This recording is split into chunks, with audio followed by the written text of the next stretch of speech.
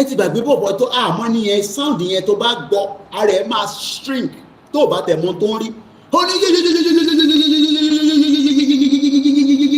ẹ mọ̀ káwọn Yorùbá máa ń fà kan gùn ó ní ẹ̀jẹ̀ ti sùn lọ́ọ̀ nígbà tó pa wọ́n ní Ọ̀wọ̀ Akérédolú débẹ̀ kọ́lá fọ́ọ̀rùn kẹ ó sunkún pé bàbá Akintoye sọ fún Tinubu ṣé mọ̀ pé gbogbo time tí bàbá ń prepare lẹ́tà yẹn bàbá ò mọ̀ pé suicide bomber òun ti dúró sẹ́nu ọ̀nà Mogadishu àṣì ibìkan tó wà tó ń pè ní Mogadishu ní l'Abuja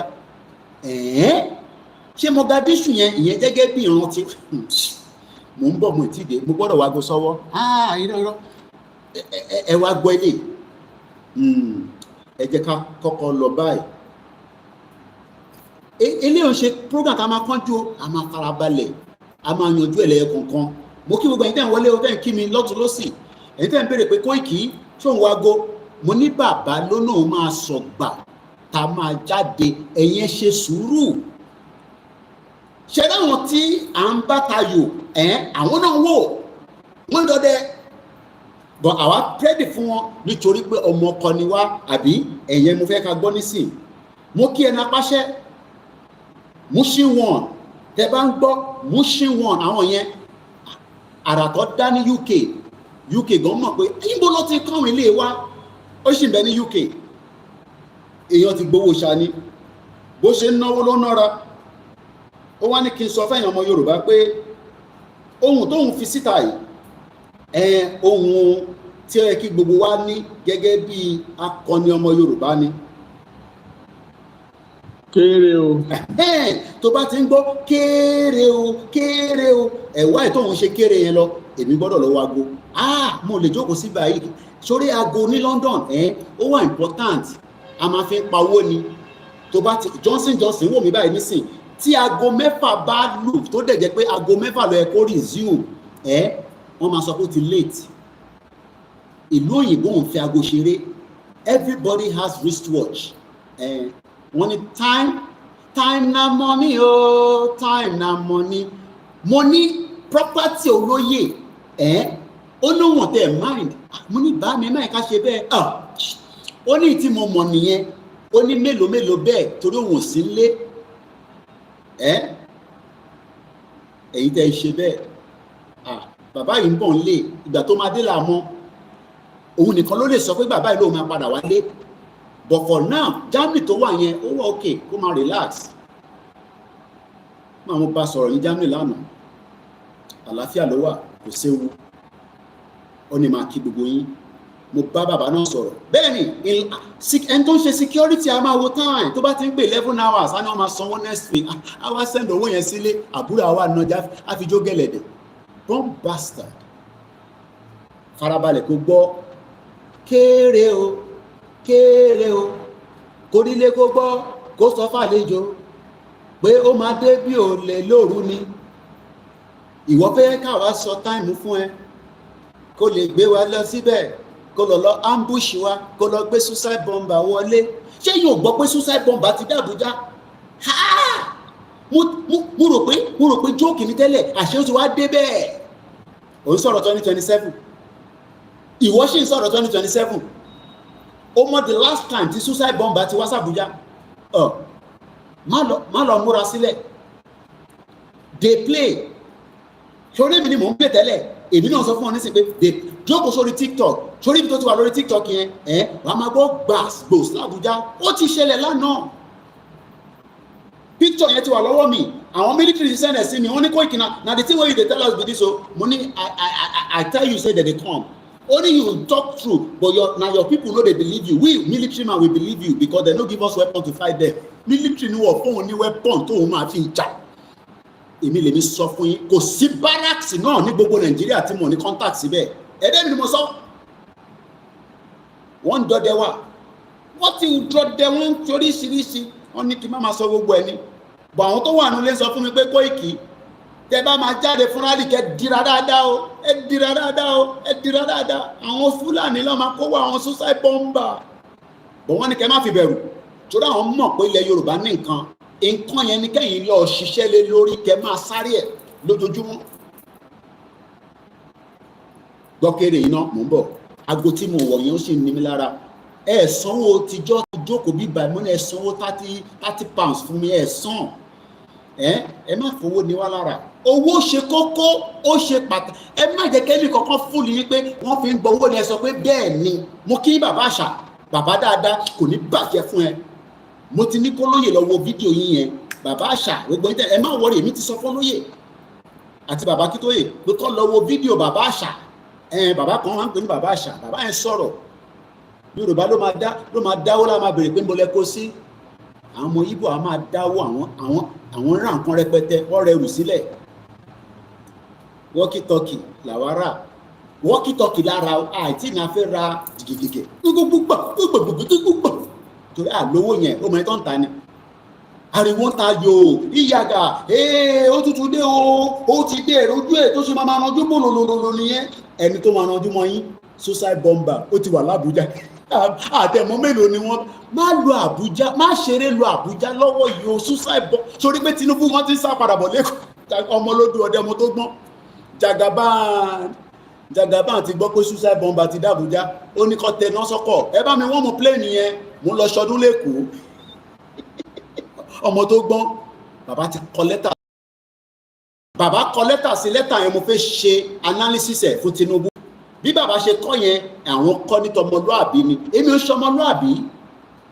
Màá sọ fún bó ṣe jẹ́ kó gbọ́ sétí pé lẹ́tà tí bàbá kọ yẹn final lẹ́tà ni o. Kò sí lẹ́tà kankan mọ́ tó tún máa jáde o. Mo kàn sọ fún yín ni o. Lẹ́tà tá a kọ sí Tinubu yẹn kò tún sí lẹ́tà kankan mọ́ tó tún fẹ́ jáde for now. Jẹ́ ní kí lọ wágò mo fi lọ wágò gbọ́ kéré o mò ń bọ̀.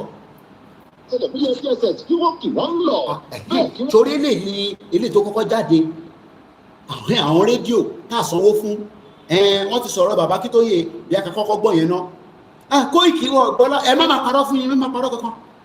Àwọn ẹlẹ́fẹ́ máa fún wọn ò tí ì gbọ́ níbi kankan. Radio station tó ń play bàbá Akintoye lánàá nísìn àbí láàárọ̀ yìí olóyè ló send lè sí mi direct. Mo ní bàbá yẹn current mo rí rẹ́ẹ̀rì olóyè ó current pa láàárọ̀ yìí ọlọ́run ló mọ time tó ń sùn ní Germany ó tún send audio sí mi audio tí mò ń fẹ́ play olóyè ọmọ Adéyẹmọ ló send sí mi. Bí àwọn kan ló wá send sí bàbá o ẹ̀yin kan ṣe wá sọ fún wa pé wọ̀ kí ń gbọ́ kí ló ń pa Àṣàbí lẹ́rìn ẹni tó bá ti rẹ́rìn bíbá máa fáyàn àwọn rẹ́rìn bíbá yìí a máa ń lejú koko bí sójà ni àsìkò ẹ̀rín kọ́lá wà yìí orí bó ṣe ń wò mí ẹ máa ranjú kòkòkò tó bá ti fẹ́ gbowó yẹn máa ranjú ẹ má fún wa lówó a manage tá a bá ní ẹ dáwó sí YSDM wọ́n nídìí ṣìgìdì owó ẹ dáwó sí gbogbo gúrùpù àyín tẹ́ wà ní ìlànà tẹ́ ń ṣe meeting l'Amẹ́ríkà mo bẹ̀ yín this is the time we need that money mo ti bẹ̀ yín ti pẹ́ owó nídìí nísìn owó a nídìí owó Tinubu náà ti ń pọ́ǹpù owó síta bàbá àṣà sọ bàbá àṣà ó mọ bàbá àṣà bàbá yẹn sí kó tún jáde ó wá sọ̀rọ̀ bàbá àṣà bàbá yẹn ní ọmọ Yorùbá tó bá ti dá $2 million wá máa pariwo hey hu ha hi ha hu kàkàkà ọmọ Ìgbò bá dá $100 million á dákẹ́ á tún máa wọ́n $100 million tó fẹ́ fi kún. This is the time we need see má kó fún mi pé àwọn fámìlì ẹ̀kẹ́ lọ máa bá bẹ́ẹ̀ ṣe máa ṣe oríṣiríṣi preparation a ṣe mobilize ni Koiki méjì mobilize lọ́wọ́ tí sọ pé kò sí rally ń bọ̀ gbóhùn sókè olóyè ilé ìtòlóyè sẹ́ndì yẹn ká kọ́kọ́ gbọ́ yẹn náà ká tó wá gbọ́ tìǹpàṣẹ àṣẹfẹ́ mẹ́yẹ bọ̀lápò ẹ bá mi share program mo ń bọ̀ mo ti lọ nígbà tí mo wà lórí nínú plane lánàá ní Miami network yẹn fi máa bank mo ní lórí plane mi báyìí ó yá connect mo pè gèdè sí ó jáde mo kí ẹ̀yà wa Grace Olúṣòótọ́ a máa pàdé lórí GR1 gbó sókè. kí iléeṣẹ́ ọlọ́pàá lórílẹ̀‐èdè Nàìjíríà nílò kí wọ́n tún ké sí àwọn ìṣe àjọ elétò ààbò ìjókòó náà kí wọ́n kì wọ́n lọ o látàrí bí wọ́n ṣe ń dún mọ̀gúnmọ̀gúrú mú àwọn ọ̀dọ́ ilé tó bẹ láti apá gúúsù ìwọ̀ lórílẹ̀‐èdè Nàìjíríà ní ìtẹ́. ṣe rí i pé àwọn tó wà ń lé gbọ́ Yorùbá dáadáa jà wá lọ ọlọ́pàá tó ń dún mọ̀rúrú èmi á sọ fún wọn pé they are born bastard ọlọ́pàá tó ń dún mọ̀rúrú máa dún mọ̀rúrú àwọn tó máa suicide bomb yín wọ́n ti dé àwọn tó máa wọnú police station yín tó máa ṣe gbáò wọ́n ti dé ìkan fẹ́ wọnú barracks lánàá Ọlọ́run ló ní pé lọ́wọ́ picture yẹn mo lè post ẹ̀ sórí Facebook o àti YouTube bọ̀ orí Twitter ṣe ń post ẹ̀ lọ́wọ́ picture bàbá yẹn nílẹ̀ àmọ́ mélòó ló ti wà l'Àbújá báyìí wọ́n nínú ara ló gbé sí vest báyìí ìwọ tó ń sọ pé Koiki ṣáta níbo ló ti gbẹ́ pé wọ́n ń bọ̀ wá bọ́ǹbù Èkìtì Ọlọ́run jẹ́ kó bọ́ǹbù Èkìtì mo ní èmi náà sọ pé àmín. I sit here with a lot of intelligence. O lè gbèrú iṣẹ́ báyìí dání à ń sanwó fún ìyá ara kan ló lọ release orin nísìnyí mo sanwó fún ìyá yẹn ẹ bá mi kí ìyá yẹn dáadáa ẹ bá mi ṣàdúrà fún orin tá gbọ́ yẹn ìyá yẹn wọnú stúdíò lọ ni ó lọ release orin, ìwọ náà lọ ṣe nǹkankan. Inú Nàìjíríà nìyá yẹn wà, inú Nàìjíríà kò sí labroad, àdẹ̀ fún lówó, ìwọ náà lo talent ẹ kó fi ṣe nǹkankan.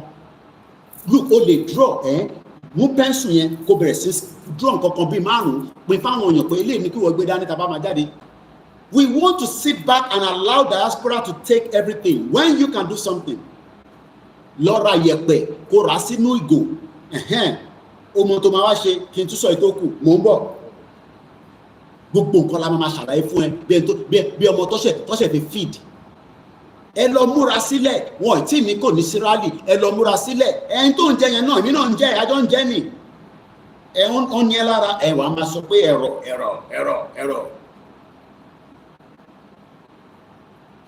Ẹ bá gbọ́n sókè, mo mọ iléeṣẹ́ náà. Iléeṣẹ́ yìí àsanwó fún wọn. Kí iléeṣẹ́ ọlọ́pàá lórílẹ̀-èdè Nàìjíríà nílò kí wọ́n tún ké sí àwọn iṣẹ́ àjọ elétò ààbò ìjókòó náà kí wọ́n kì wọ́n lọ o látàrí bí wọ́n ṣe ń dún mọ̀húrú mú àwọn ọ̀dọ́ eléyìí tó bẹ láti apá gúúsù ìwọ̀ lórílẹ̀-èdè Nàìjíríà ní ìpínlẹ̀ Kwara àti ní ìpínlẹ̀ Kogi nípa ìpè fún ìdásílẹ̀ orílẹ̀-èdè Yorùbá ilé tí Odùduwà lákòókò tá a wà yìí o àti ìjáde tó tẹ̀ wá lọ́wọ́ tó di ti fún tẹ̀dọ̀ ròyìn níbi tí aṣíwájú fún ikọ̀ náà ọ̀jọ̀gbọ́n Adebanji Akintoye èyí tó fi síta lánàá níbẹ̀ ni bàbá yìí ti ṣàlàyé nígbà jẹ́ nǹkan tó kù díẹ̀ káàtó látàrí bí àwọn ikọ̀ ṣàgbélétò ààbò lórílẹ̀-èdè Nàìjíríà bí wọ́n ṣe ń gba owó sábàámu ìyẹn lọ́wọ́ àwọn èèyàn ilé tó jẹ́ àwọn ọ̀dọ́ ní apá gúúsù ìwọ̀ oòrùn ní ìpínlẹ̀ Kogi àti ní ìpínlẹ̀ Kwara ní pàtàkì jùlọ àwọn ọ̀dọ́ ilé tí wọ́n ní í ṣe pẹ̀lú pé wọ́n pè fún ìdásílẹ̀ orílẹ̀-èdè Odùduwà ìjẹ́ ní orílẹ̀-èdè Nàìjíríà bàbá Banji Akintoye ní wọ́n ṣe pàtàkì fún ìjọba àpapọ̀ orílẹ̀-èdè Nàìjíríà láti fọ́nkálù kúlẹ̀ tún ẹ̀ níwọ̀n bá bí ìjọba àwarawa bó ṣe làálẹ̀ wọn ni òfin orílẹ̀-èdè Nàìjíríà ti ọdún 1999 èyí tá à ń ṣàmúlẹ̀ ní àkókò tá a wà yìí ó ń fìdí ẹ̀ múlẹ̀ ní sàn-án wípé ààyè wà fún ẹni kálukú láti sọ èròǹgbà ẹ̀ ààyè sì tún wà fún oníkálukú láti béèrè fún ẹ̀tọ́ ẹ̀ ní ìbámu pẹ̀lú ìjọba àwarawa eléyìí tó làálẹ̀ o Adebanji wọn wá ní níbi tọ́rọ̀ wá dé dúró báyìí ó kù díẹ̀ káàtó kí àwọn òṣìṣẹ́ àjọ elétò ààbò kan máa dún mọ̀húrú mú àwọn ọmọ orílẹ̀-èdè Nàìjíríà eléyìí tí wọ́n bá fi èròǹgbà wọn ìdí rèé tí àwọn fífi ìgbé ìṣọwọ́ o sọ́dọ̀ Bọ́lá Ahmed Tinubu ti ṣẹ̀dọ̀ orílẹ̀-èdè Nàìjíríà wípé kó kí àwọn òṣìṣẹ́ àjọ elétò ààbò kó kì wọ́n nílò platform tẹ̀ ló fi ròyìn. Now ó wá ní àní lídà ẹ wá máa ní bàbá yóò ṣiṣẹ́ bàbá wà ní Kútọ́nù ó ní mẹ́sẹ̀gì yìí ó jù síta gbogbo mídíà lọ fún but olóyè wá ṣe pè mí ní Germany time tó olóyè bá pè mí pé ó yá on my behalf lẹ́tà bàbá Akíntóyè ìwọ lọ bá mi kà síta màá wá jáde màá kà á on behalf of olóyè Ìgbòho which is what we did yesterday. Èmi àṣẹ wá jáde as Koikimedia bringing the war closer to your doorstep. Ẹ tẹ̀ jẹ́ kí n play orin mi ẹ like mi ìyẹn lẹ̀ bá ní kí n kọ́kọ́ play ìbẹ́ yìí ní data yìí tẹ́wà lamẹ́ríkà ẹ jẹ́ kọ́kọ́ play orin mi ìyẹn máa ń jẹ́ kórìí tèmi náà kó wú ìyẹn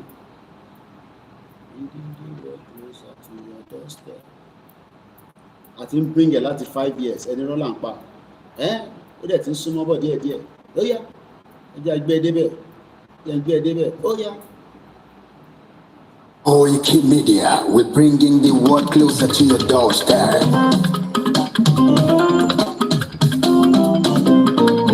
Koikimedia, Koikimedia, Koikimedia, we're bringing the world closer to your doorstep. Koikimedia, Koikimedia, Koikimedia, we bringing the world closer to your doorstep. Àwọn sọ̀rọ̀ àgbà yìí ká, àwa ló lásà àti èdè. Ìgbéde lárugẹ nílẹ̀ Oòduà, àwa gangan ni bàbá. Koikimedia, Koikimedia, Koikimedia, we bringing the world closer to your doorstep. They never sabi wetin we carry for her, Until they move closer before they go sabi. I say They never know wetin we carry for body. But we dey move closer before dem go sabi. Akintoye. ṣòro ẹni tó mọ̀ tẹ́lẹ̀ yẹn nígbà tó wá move closer ní pé wèrè ní bọ̀bọ̀ yẹn àṣẹ tó ń sọ yẹn make sense nígbà tó gbọ́ gbà sí gbòòsì l'Ábùjá wọ́n ya súnmọ́ Koiki nísìn pé Koiki ibo ló tún ti fi ṣẹlẹ̀ torí ìwọ nìkan ló torí Nàìjíríà ò lè sọ ibi tó ti fi ṣẹlẹ̀ báyìí lọ́wọ́ Taraba wọ́n sunkún 42 lọ́pàlẹ̀ mọ́ ẹ̀ má súnmọ́ mi má súnmọ́ àwọn Yorùbá world media má súnmọ́ àwọn independent media kò mọ bó ṣe ń lọ máa lọ gbọ́ NTA máa lọ gbọ́ àwọn media tẹ́lẹ̀ pé gbogbo nǹkan ṣe nísìnyí ràkàtíà ni èmi ni máa sọ bí tó ti máa ṣẹlẹ̀ fún ẹ bó ṣe ń ṣẹlẹ̀ ní Ìlọrin lánàá wọ́n ń pè mí pé Mr. Koiki ó ti ń dún ní bíbà mo ní kí ló ń dún àìsí ìbẹ̀rẹ̀ rálí o kí ló ń dún níbẹ̀ wọ́n àwọn ọlọ́pàá fẹ́ máa dún mùnúmùnú láwọn kan pẹ̀lú ọ̀rọ̀ electricity mo ló da kò sí tó ń lọ nílẹ̀ ìpínlẹ̀ yín àkúrò níbi tá a wà information má súnmọ́ bíbà kó máa ní Koiki mo rí ẹ wò torí tó bá lọ ṣe gbà kí wọ́n má lọ wà níbẹ̀ gbóhùn sókè. Ayẹyẹ ìhun ló lájú ẹyẹ tó dán ní kòtò bí àdán ọgbẹ́jẹ lẹ́dùn. Ká ṣiṣẹ́ fún ilẹ̀ bàbá wa, ká ṣiṣẹ́ fún ìlú bàbá wa, ká jùmọ̀ sowọ́pọ̀. Kì í ṣiṣẹ́ fún Nàìjíríà 10 years mo fi ṣiṣẹ́ fún wọn sanwó fún mi ní London 10 years ni mo fi ń ṣiṣẹ́ fún Nàìjíríà à ń pariwo Nàìjíríà o go better for Nàìjíríà o Nàìjíríà is a great country àṣèlú wèrè ni àṣèlú tó ní àṣèlú asínwín ìlú tó backwardness bí àṣà Okechukwu ó ní tí gbogbo ìlú bá ń lọ síwájú báyìí Nàìjíríà nìkan ló máa reverse ṣé rántí pé reverse kan lọ fi pa Tolúlọpọ̀ ló ti lé ò rántí mọ́ àwọn fámílì ẹ̀ ló máa sunkún nílé ní tó bá wọn picture ọmọ ọbẹ̀ dábì kí ló dé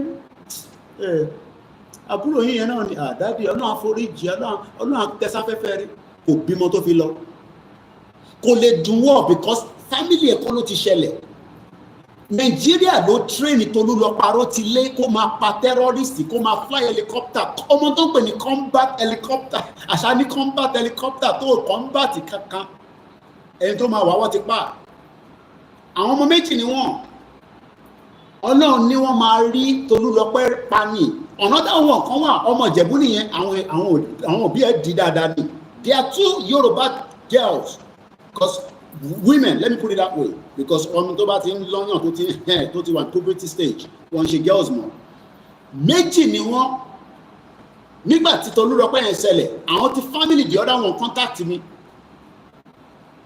I'll leave it like that there are 2 Yoruba combat pilots tó ń wa helicopter tí Nàìjíríà ló ní kọ́ lọ train wọn ní Italy Nàìjíríà ló padà pa Tolúlọpọ̀ ló ti lé tí Nàìjíríà bá lè pa Délégiwá oní òṣàárí Délégiwá rí òmọ Délégiwá ó tún wá gbọ́ nípa Tolúlọpọ̀ ló ti lé I'm gonna go and fight Nigeria we can fix Nigeria. Nigerian problem is leadership ṣòwòrẹ́ nìyẹn it's a leadership problem we will deal with them ìyẹn ló gbé dání wọ́n reverse mọ́tò tó wọnú ọgbà wọ́n reverse ó fẹ́ kí Tolúlọpọ̀ ló ti lé ó ti rí tipẹ́ backwardness country. Kókó dúdú àga òdúdú àkóbá lè gbé wá ọmọ òdúdú àṣegiri. Ìwọ tó ní Koiki èmi ò ṣe Yorùbá nation mọ́ ó ṣà ń gbọ́ dúdú à ń bẹ̀ ni ẹ má dá wàhálà kankan sílẹ̀ mo like àwọn audio kan tó bá gbọ́ sétí èèyàn kan send audio sí mi wọn náà bá kan ló máa di gbogbo ló máa ìgbóná tí máa ń lọ rí àwọn fídíò tẹ máa ń wò yìí náà àwọn fídíò kan wà tẹ bá kọ̀ ti click lé lórí ẹ wá máa náà ní data wọn ní tá bá gba Yorùbá nation ọba kan ló máa di gbogbo president wa ló máa di ọba tó lè ṣe kankan nínú Nàìjíríà nígbà táwa bá wá gba country tán ọba yẹn ló máa wá over supersede gbogbo ẹ má yẹ kí n dárúkọ ọba náà I dey laugh sometimes èèyàn kan wá fi ọ́díò tẹ̀lé lẹ́yìn ìgbìgì èmi máa ń gbọ́ àwọn ọ́díò yẹn èmi máa mọ̀ pé spy lèmi mo wá like ẹnìkan wá dé ládé pé à ń sọ̀rọ̀ afẹ́jáde fún rally ẹ̀ ń sọ̀rọ̀ ọba kan níbo lẹ́yìn máa ti wọ àwọn audio gbalagbala àwọn fídíò jagbajagba sẹ́yìn ọ̀nà pẹ̀lú kálukú wa hustle everybody ṣe lórí YouTube bẹ́ẹ̀ ni àwa náà hustle pé kí ẹ lè gbọ́ wa bọ̀ àwọn kan hustle pé kọ́ lè rí owó díẹ̀ lórí ẹ lè blame wọn. Headline Igboho just finish talking to ẹ máa wonder pé tẹ bá gbọ́ dí òye tẹ́niyẹn ẹniyẹn personally send ẹ̀ sí mi ní o pé Mr. Koiki àwọn wọ́n ti sọ fáwọn pé tá bá ti gba Yorùbá nation yìí ọba kan ló máa wá di gbogbo president ilẹ̀ Yorùbá mo ní ọba tí King Charles ń control nínú Nàìjíríà tí kò rí kankan ṣe sí nínú Nàìjíríà ọba tó dákẹ́ yánmọ́yánmọ́ tó ń sọ̀rọ̀ bá a tẹ̀ lọ sí èmi náà lọ sí school bá a lọ sí school ẹ jẹ́ ká lórí pípé náà so tí wọ́n bá ṣe wàhálà yìí tán àti gbogbo wa ọba kan wá jẹ president lé wa lórí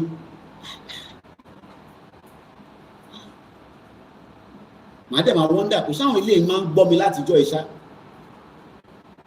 Sometimes I wonder the kind of people that we are. ṣé fún ẹ̀kọ́ adúláwọ̀ ká lè jọ tòmọ̀dé délẹ̀ ilé rí àwa lé. èmi nìkan lè dá ṣé délẹ̀ lérí ìyẹn la ṣe làwọn kan ṣe máa ń náwó gbogbo àwọn tó fún wa lówó wọ́kítọ́kì wọ́n ní ká má dárúkọ àwọn kan sì tún béèrè báwọn fẹ́ wọ́kítọ́kì mọ́ ní ẹ̀kọ́ sára wọ́kítọ́kì má dá yọ àrówó mo lè máa fowó àpò mi lọ ra wọ́kítọ́kì 13,000 naira kò ń ṣòwò kékeré àní wọ́kítọ́kì kankan mọ́lẹ̀ ní ọ̀kan má sọ̀rọ̀ wọ́kítọ́kì àwọn tá ti kó fún ọ̀nà àfúnyín lò ẹ lò dáadáa ẹ mọ bó ṣe ń lò ó ń ṣe tọ́ì ẹ má gbé pamọ́ sínú ilé hello test mic check hello ntọ́ torí ẹ̀rá nìyẹn má pamọ́ ẹ̀ sínú ilé náà drone tẹ́ra fún wa àwa náà ti ń practice ẹ̀ mo ti pé fáwọn ọmọ yẹn ó ti kúrò lọ́dọ̀ tèmi ní Áfíríkà tèmi wà báyìí ó ti wà ní Yorùbá land mo wá kí team leader wa àṣọ ọ̀pọ̀lọpọ̀ ọdún happy birthday àlówó tá a máa fún ẹ o máa ṣiṣẹ́ lọ àjọdélẹ̀ lérí èdè ní birthday tòun gbogbo àwọn tó ti jẹ́ staff mi náà tó ti ṣe birthday kọjá gbogbo yín náà la kí kọ́ máa ní ọ̀gá a ti mọ̀ pé yẹn nìkan ló nífẹ̀ẹ́ ó nífẹ̀ẹ́ àwa tó kù ní gbogbo yín náà nífẹ̀ẹ́ so wọ́n ti ń practice lórí drone yẹn ẹran ti drone tara èmi kọ́ mo ní àwọn ọ̀lọ́ fi ṣe birthday party ẹ̀wọ̀n fáwọn kan máa fi ń ṣe birthday party wọ́n máa fi ń shoot movie àwọn àfi shoot movie afẹ́fẹ́ dúró fún ìgbàkígbà tí bàbá wa bá ti ní ẹgbẹ́ra ńlẹ̀ bọ̀wọ́ gbọ́dọ̀ mọ bọ́ ẹni tó fẹ́ wá ẹnjìníà ni pilot ni bọ̀wọ́ gbọ́dọ̀ mọ owó ẹ̀ ó yẹ yín ẹ̀wọ̀n kó níwọ̀n lélẹ̀ ó rẹ̀ wọ̀n yín dẹ̀lẹ́ rà wọ́n ti ń ṣiṣẹ́ lé lórí ọtí mo wá sọ ẹ má jẹ́ kó lọlẹ̀ o bíi ti Tinubu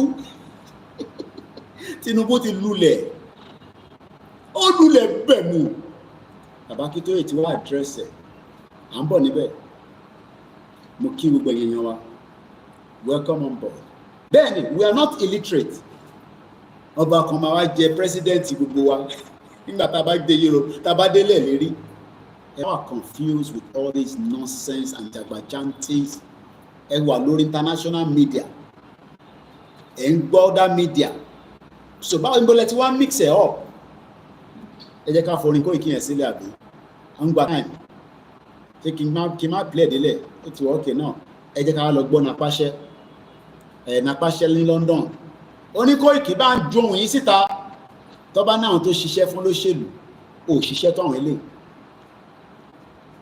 ò ṣiṣẹ́ tó wọn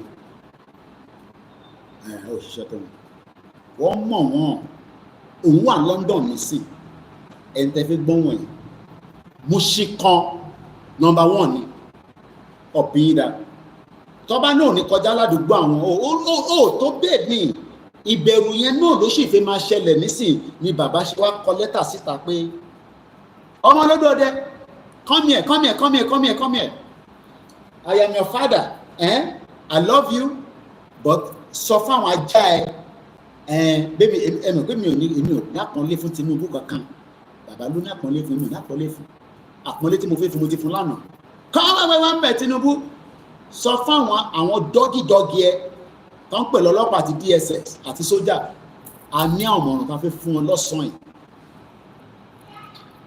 bóyá ọgbọ́n apáṣẹ ìwọ tó ń bẹ̀rù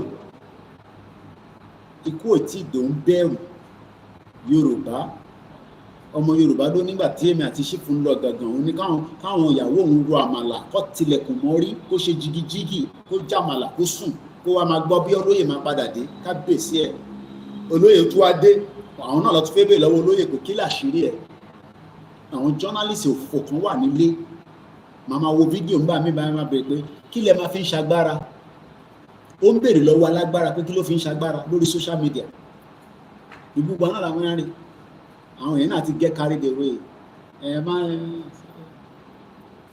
ẹ̀gbọ́n tí Napáṣẹ sọ fún gbogbo àwọn ọmọ Yorùbá kéré o lónílé lálejò lọ́mọdé lágbà lọ́kùnrin lóbìnrin gbogbo àwọn ọmọ Yorùbá àwọn ọmọ káàárọ̀ òjíire àwọn ọmọ Odùduwà à ń fi àsìkò yìí sọ fún gbogbo àgbáyé pé self-determination is allowed ó allow òfin àgbáyé ó fọwọ́ sí òfin Nàìjíríà ó fọwọ́ sí so èèyàn kankan ò lè dún màwúrú mọ́ àwọn ọmọ Yorùbá because right wa ni láti sọ pé self-determination nípa a fẹ́ dá dúró àṣẹ wọn Nàìjíríà mọ́ wọn Nàìjíríà ò gbé wa kò gbé àwa ọmọ Yorùbá àwọn tó dẹ̀ ń gbé òun làwọn Yorùbá politician gẹ́gẹ́ bí àwọn tó wà ní Àbújá Lásù Rock nsìn President Bola Ahmed Tinubu pẹ̀lú àwọn sọ̀ngbí ẹ̀ pẹ̀lú àwọn ẹ̀tọ́rẹ̀jì ẹ̀ tọ́jọ́ ń ṣe òṣèlú tọ́jọ́ wà nù wọn Nàìjíríà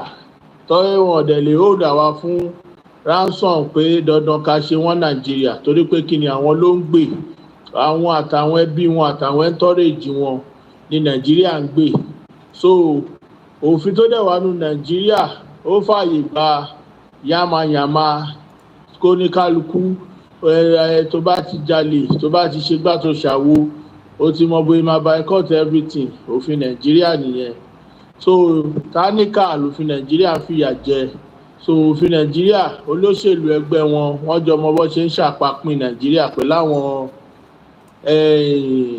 àwọn colonial master wọn so ó dẹ̀ wà nú òfin pé ẹni tí ò bá fẹ́ ṣe mọ́ kó lọ ń lọ ẹ̀ 1940 amalgamation dẹ̀kẹ̀rẹ́ ti expire láti 2014 so ẹ jẹ́ kí oníkálukú lọ lọ́tọ̀ọ̀tọ̀ kò ń ṣèjà so tí a bá jáde sí ta fẹ́ ṣe rally tá bá wá rẹ́nikẹ́ni ní state ilẹ̀ Yorùbá tó wà táàkì ọmọ Yorùbá á jẹ́ pé àmọ́bi tí ìran ẹ ti wá nìyẹn o torí pé kí ni tó bá jọmọ Yorùbá tó dẹ̀ jẹ́ gómìnà lílẹ̀ Yorùbá ìwọ tó dẹ̀ wà ní pírẹsidẹ̀ntì l'Àbújá tó jọmọ Yorùbá náà tí wọ́n bá ti àtáàkì anybody nílẹ̀ Yorùbá àwọn ọmọ Yorùbá tá fẹ́ ṣe rally á jẹ́ pé ìran yín àmọ́bi tẹ́ ti wá nílẹ̀ Yorùbá tẹ́ bá dẹ̀ bí pé bóyá ẹ lè ṣe kẹmu jẹ lè ṣe kẹmu jẹ o torí a máa fi mú fílẹ̀ gbogbo ibi tí ìran yín ti wá àwa náà dẹ̀ máa padà because lè àtáàkì wa káwa náà máa wò ṣèbí Fúlàní lẹ́yìn parọ́ mọ́ láyé ìgbà yẹn ẹni àtòrí Fúlàní ló wà ní president Fúlàní ló wà ní kinní kan Fúlàní ló ń control sójà Fúlàní ló ń control army ló ń control ọlọ́pàá ló ń control navy ló ń control gbá ló ń control àwò Yorùbá ló wà bẹ́ẹ̀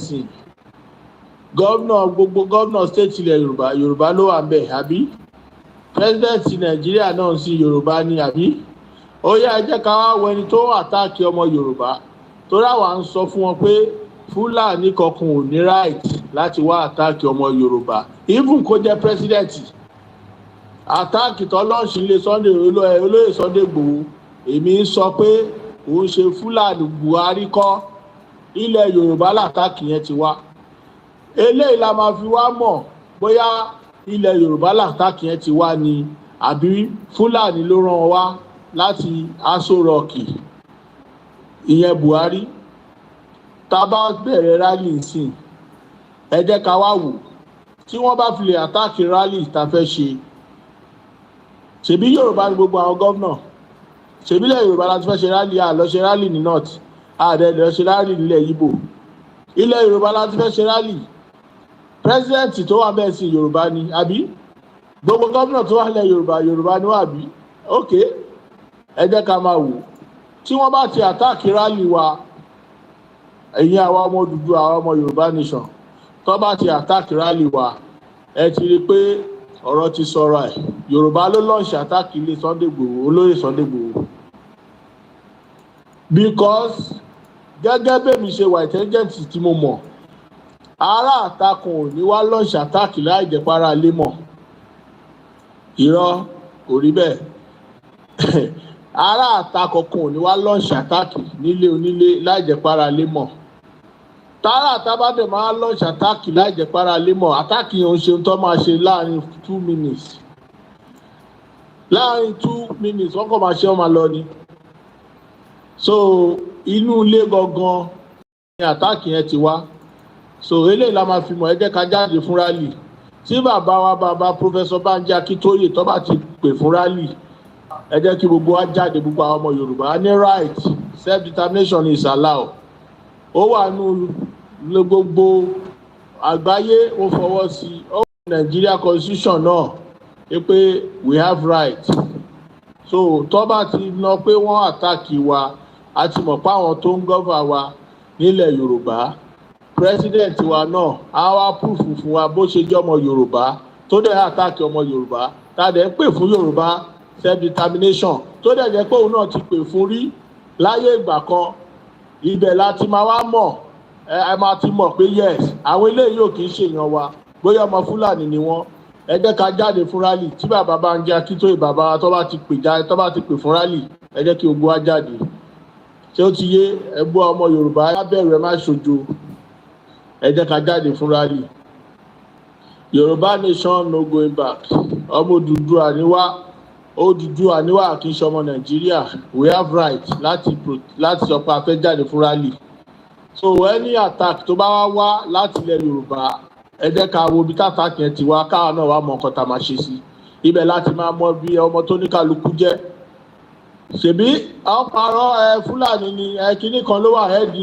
ọlọ́pàá ló wà hẹ́ẹ̀dì kinní kan eléyìí la máa fi ọmọ Yorùbá ní gbogbo gómìnà ilẹ̀ Yorùbá àbí president wà l'Abuja náà ọmọ Yorùbá ni àbí ẹ jẹ́ ká jáde fún rally tó bá attack wa lẹ́ máa mọ̀ pé attack tó launch ilé olóyè inú ilẹ̀ Yorùbá l'attack yẹn ti wá èmi ń sọ màá tún máa sọ so bó ṣe jẹ́ nìyẹn bàbá dẹ̀ ti kọ lẹ́tà bàbá Banji Akintoye ti kọ lẹ́tà sí Bọ́lá Ahmed Tinubu àwọn baálẹ̀ Yorùbá wọ́n ti gba lẹ́tà àwọn gómìnà ilẹ̀ Yorùbá wọ́n ti mọ̀ sí àwọn ọmọ Yorùbá fẹ́ ṣe rally tí bàbá bá ti jẹ́ tó bá ti announce ẹ jẹ́ kí gbogbo wa jáde ká fi ẹ̀hónú àwọn gbogbo nǹkan táyé tá bá fẹ́ la máa sọ ń ta fẹ́ rèé a fẹ́ dá dúró àṣẹ Nàìjíríà ò gbé wa so gbogbo àwọn tó bá dẹ̀ láwọn fẹ́ ṣe Nàìjíríà ẹ parẹ́ lọ sí Sokoto àti kìnìkẹ́ lọ bá sọ́tà kẹjọ lọ máa ṣe wọ́n Nàìjíríà yín so ilẹ̀ Yorùbá gbé wa o kò ní gbọ́dàlẹ̀ Yorùbá nation no going back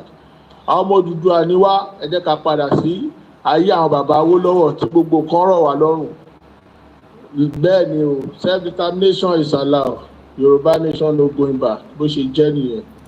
ṣe rí point yẹn nísìn ṣe rí reason tí a ṣe gbọ́dọ̀ máa ṣe pé kí individual wa an impact ṣe mọ̀ pé this 7 minutes audio ta gbọ́ yìí 7 minutes 59 seconds ó wà as powerful as bígbà tá ti ń ṣe live 5 years but problem ta máa ní ni pé ẹ̀yin kan ṣì ń bẹ̀rù I understand torí ẹ wà nílé bàbá ti address issue yẹn pẹ̀lú àwọn ajá Tinubu tó ń pè ní security bàbá yẹn gbọ́n bàbá Akintoye ẹ jẹ́ ká tún gbọ́ bí wọ́n ṣe polongo ẹ̀ ẹ má wá sọ fún mi pé Koiki wọ̀ tí gbọ́ nílé irọ́ lẹ̀ ń papò ọ̀gbọ́n nílé orí rédíò Nàìjíríà nílé lọ́ ti sẹ́ndé lè sórí Ìgbòho ní Germany láàárọ̀ yìí kó tó sẹ́ndẹ̀ sí mi ẹ gbọ́ bó ṣe ṣèkéde yẹn bíyá nígbà tó ń ṣe announcement yẹn lórí rédíò bíyá ìwọ ò sí nítòsí ó ti ṣiṣẹ́ lọ àbẹ́tí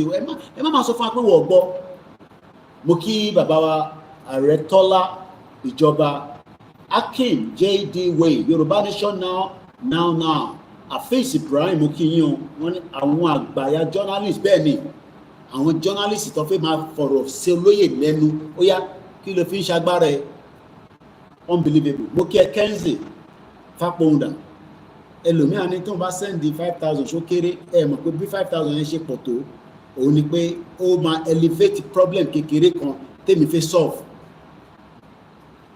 Ẹ fún wa ní support yìí. We are media tó wà presently in Africa mo sí ní UK mo nísìn that means pé I am running more expenses pé mi fún ara mi gan wà on the ground. Kò dẹ̀ sí nǹkan kan tó free l'Africa kò free náà ní Europe but a ṣe lè adjust. So mo bẹ̀ wá ẹ support àwa náà dẹ̀ ṣe ta lè ṣe a lè máa sọ fún yín pé ibi báyìí là ń ṣe sí ibi báyìí là ń ṣe sí àwọn tá à ń ṣe sí lọ́dọ̀ wọ́n mọ̀ à ń ṣe ni torí pé an extra but gbogbo èèyàn kọ́lá lè support. Ẹ farabalẹ̀ ká túbọ̀ tí bàbá olóyè sọ bàbá Akintoye torí ìyẹn mo fẹ́ wá address because àwọn kọ́kọ́ wà tí bàbá gbọ́dọ̀ gbé síta àwọn steps kan wà wọ́n ti ń gbé àwọn steps yẹn bọ̀ ẹni tó bá tún wọ́n sọ níbi tá a dé nísìn pé àgbọ̀n kankan mọ́ then we have issues with this kind of people and number one of them is the government of the Federal Republic of Nigeria. Olùgbé máa dárúkọ àwọn media àbára wájà. I keep telling you ọ̀rọ̀ media kò lè mi wá bá attack ní bíbá. I am talking to the federal government.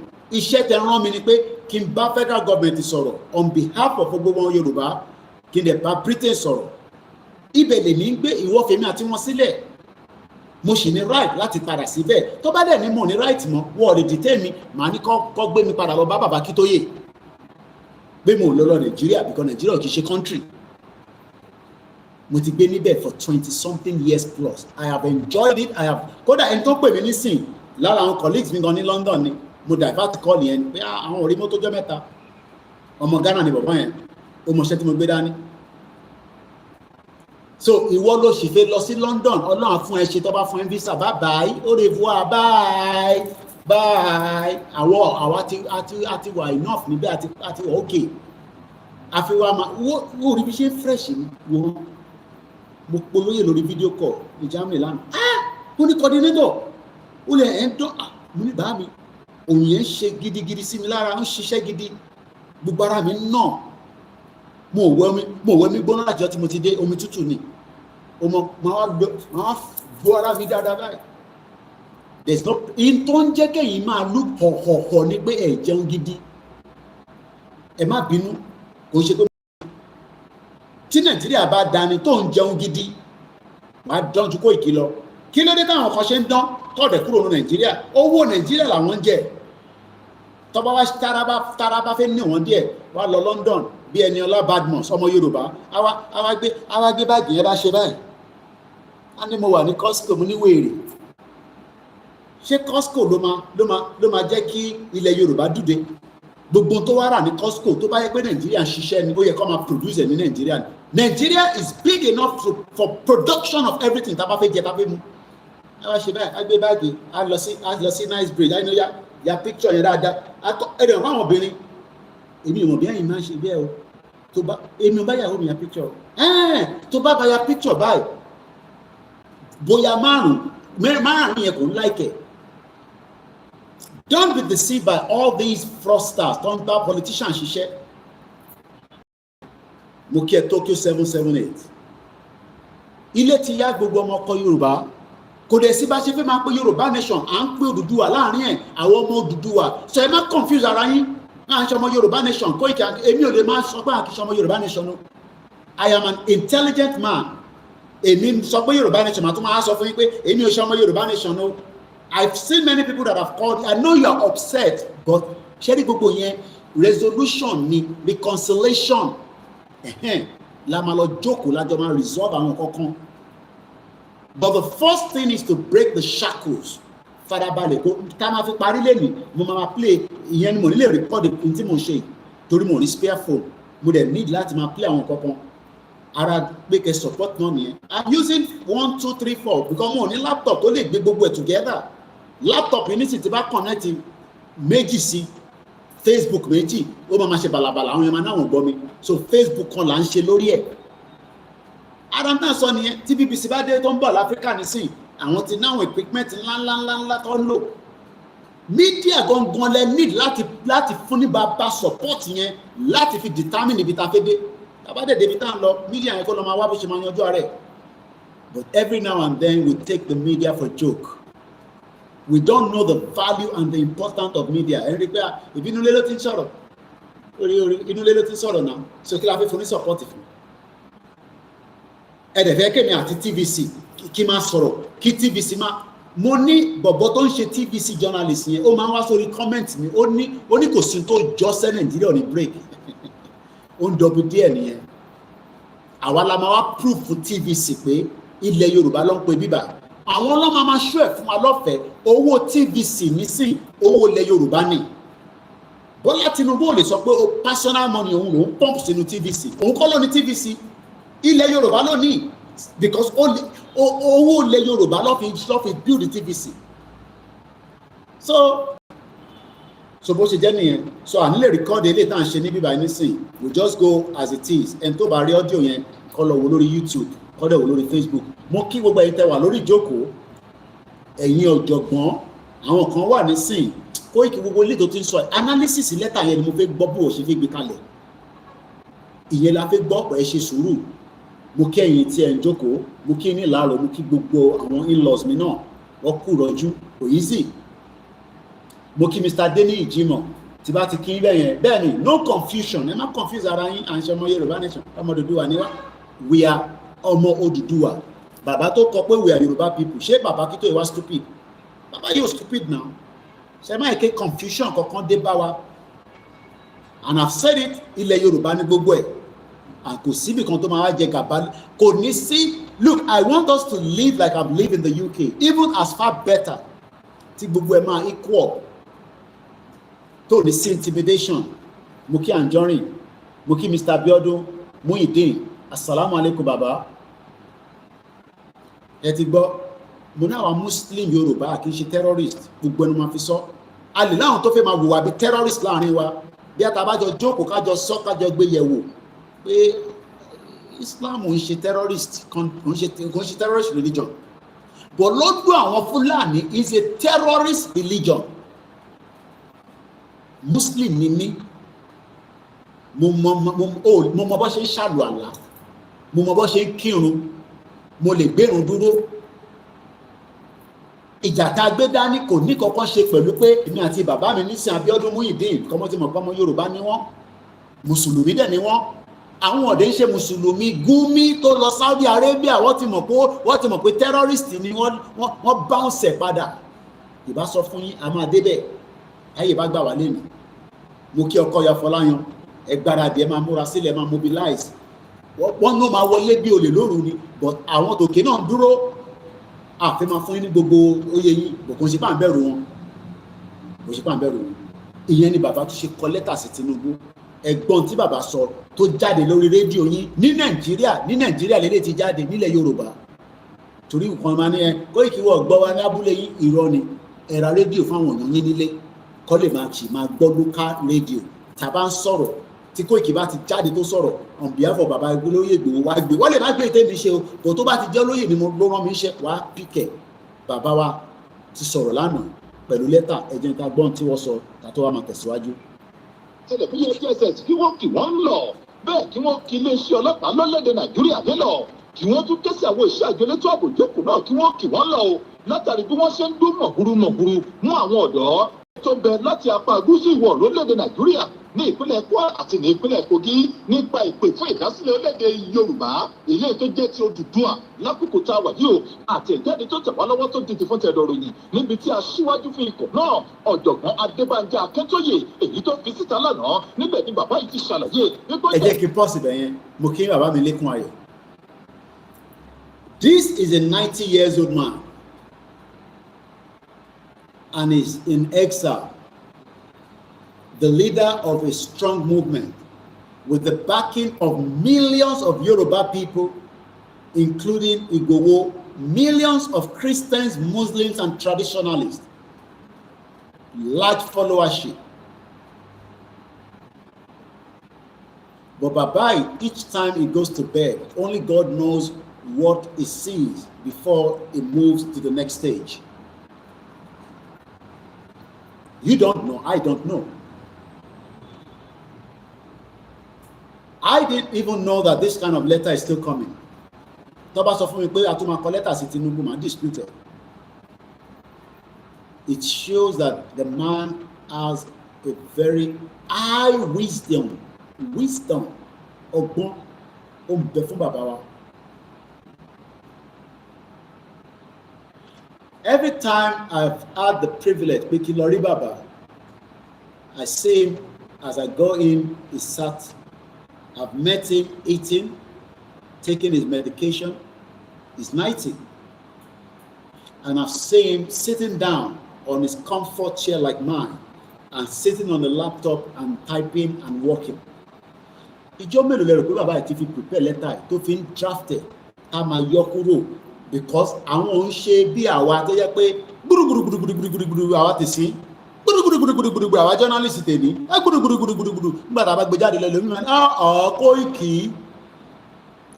This man must have taken his time to address the current president Tinubu. Mo kí bàbá mi Adéyẹmí Olúwọlé, ẹni tí bá ti dárúkọ ẹ má fi ṣèbínú. Àkàtọ̀ mo kí torí àti wà nínú program and we've run 1 hour 24 minutes. This man, nígbà tí mo kọ́kọ́ gba lẹ́tà yẹn tó send sí mi, as a journalist, when you receive a very important letter like I did from our leader, that letter Baba has now sent out. Ó ti dọ́dọ̀ Tinubu already. Àwọn kan ti send message pé Koiki Tinubu ò ní dá yín lò, èmi ti sọ yẹn fún yín tẹ́lẹ̀. Èmi ti sọ yẹn tẹ́lẹ̀ now. But ṣé mo pé Yorùbá àwa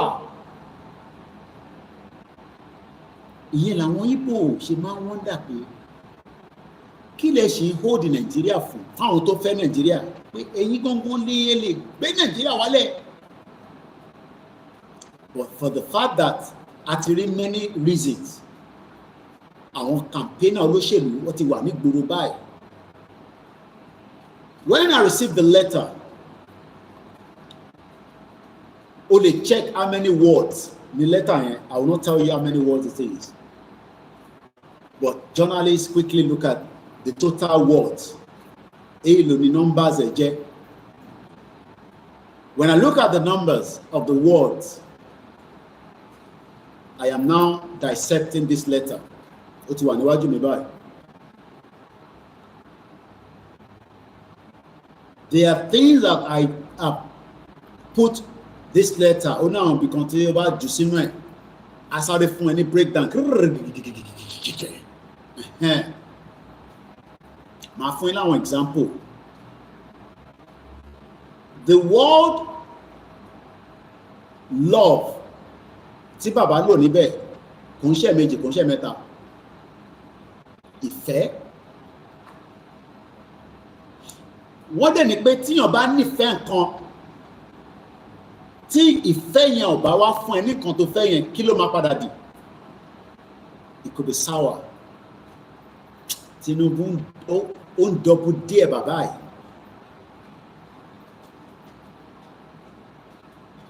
Tí kò bá respond to this letter. President Tinubu ó fi dọ́bù díẹ̀ bàbá 90 years old pé kí ló máa ṣe? What are you gonna do? Èmi lèmi láṣẹ lọ́wọ́, èmi lèmi wà lórí oyè federal government tí mò ń bá British ṣiṣẹ́ lọ́wọ́lọ́wọ́ tí mò ń fẹ́ kí Yorùbá kó lọ. Ó sì wù èmi kò wù ìwọ ní Akintoye, ó wù èmi pé kì í ṣe lọ sí 2027. But kíní kan ni ó máa wá ló máa yàtọ̀ sáàrin àwọn méjèèjì. Ta ló mọ kíní náà? Between bàbá wa méjèèjì, because bàbá tèmi kọ́, but just for the argument of this letter that I view. kí lẹ̀yin rò pé mo kí bàbá mi ẹ ṣé gan ni Muyideen, when I cherish you bàbá, I am Fọlárin Muyideen Abiodun. Okay ẹ ṣé gan, mo ń bọ̀. Also from Egbado North, currently based in Turkey. Ṣé wá bá mi nígbà tí mo wá sí Turkey yẹn, ẹ mọ̀ pé mo wá ní 2021 tí mo ní káwọn kan wá pàdé mi níbi McDonald's kó tó di pé èmi àti ìjìnlẹ̀ wá ríra. Ṣẹ́yìn wà lára àwọn tó wá rí mi jọ́nà lọ́hùn àbẹ́ǹṣẹ́ ìdè Turkey mi. Bí i next time tá a bá tún gba Turkey kọjá, màá kí ẹ ṣé gan ni mo dúpẹ́.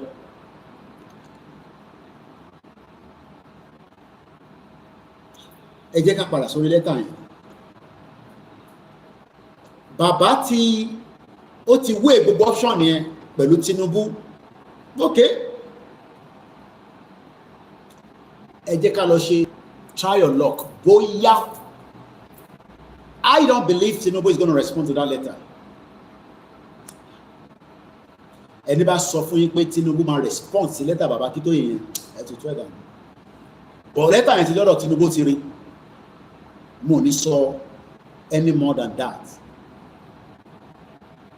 Tinubu ti rí lẹ́tà yẹn. Ó rí wọ́n dẹ̀ summarize ẹ̀ fún, kò ṣe pé ó ka gbogbo ẹ̀, wọ́n kò summarize ẹ̀ fún. But he's not going to respond to us. Jagaban ò ní respond sí.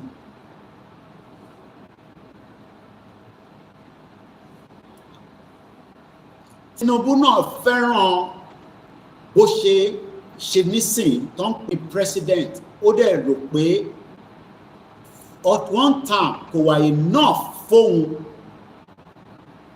láti jẹ tí Buhari jẹ fún 8 years.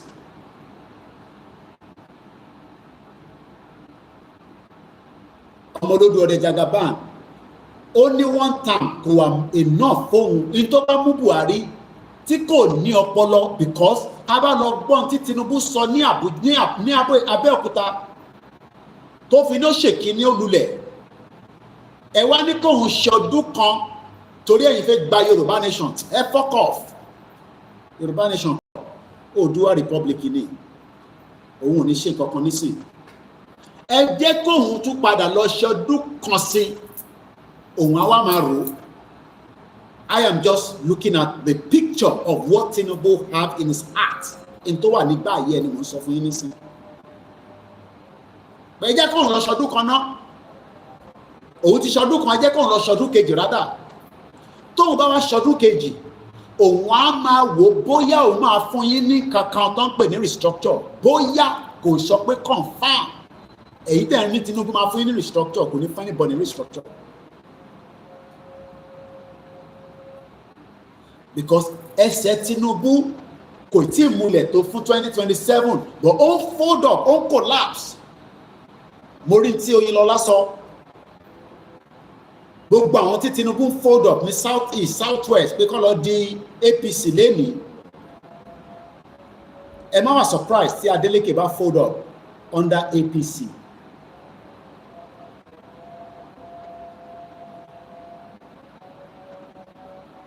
But bàbá Akintoye ní ìtàn pè ní wisdom tó wá látòkè tọ́lọ̀ fún. Ṣé mọ̀ pé títí dọ̀la nísìn kò tí sẹ́ni tó bẹ̀rẹ̀ pé báwo ni Awólọ́wọ̀ ṣe ní wisdom? Ẹ mọ̀ pé tí lọ cross check àìtí lọ find out pé a kò gbọ́ pé Awólọ́wọ̀ ṣe àwọn nǹkan kan tí wọ́n ṣe rí ní gbogbo àgbáyé. Ìyẹn làwọn òyìnbó ṣe gbé fún. Wọ́n mọ̀ pé táwọn bá gbé fún Awólọ́wọ̀, Nàìjíríà tá à ń rí a lè má tẹ̀ wà ní stage that way. So they don't want Awolowo to be who Elédùmarè wants him to be. Wọ́n panú ẹ̀ nílẹ̀ pátápátá. Wọ́n dẹ̀ lo gbogbo Fúlàní power. Lára Fúlàní power tó lò òun ní MK Abiola. Bẹ́ẹ̀ni. Ẹni ọmọ Yorùbá bọ̀ Fúlàní ló padà ṣe iṣẹ́ fún. They are playing the same game again now. Bàbá yìí náà ní débi tó ń lọ. Ìyẹn àwọn bàbá wa Alana. Àwọn oníjẹ́ kó débi tó ń lọ. Tinubu máa ṣe gbogbo tó fẹ́ wù kó ṣe, spiritually, physically and whatever, financially. Pé bàbá Akintoye ò ní rí àṣeyọrí ṣe lórí pé kílẹ̀ Yorùbá dúró. òun lòun máa fẹ́ jẹ pé tó bá tẹ̀ máa wá fẹ́ ṣẹlẹ̀ òun lòun fẹ́ jẹ glory yẹn kò ṣe bàbá Akintoye.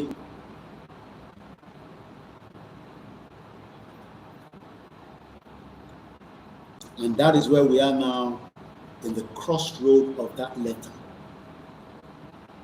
This letter, I slept over it at 6 ní mo ti jí, ibi tí mo jókòó sí náà ni, látago 6 àárọ̀, aago 6 àárọ̀ kan, aago 6 ọ̀tẹ̀ tí lò tí mo ti dìde sára.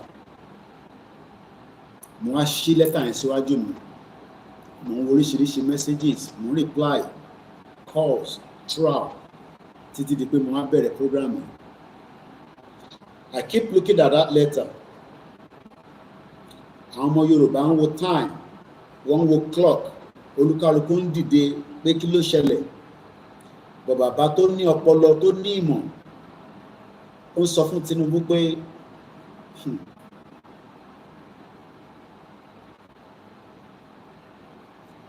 àwọn tí wọ́n ń dúró dè wọ́n yìí tóun bá tú wọn lẹ̀ apẹ́ ò ní ká wọn mọ́. Ó dà pé àwọn èèyàn gbọ́ tí mò ń sọ.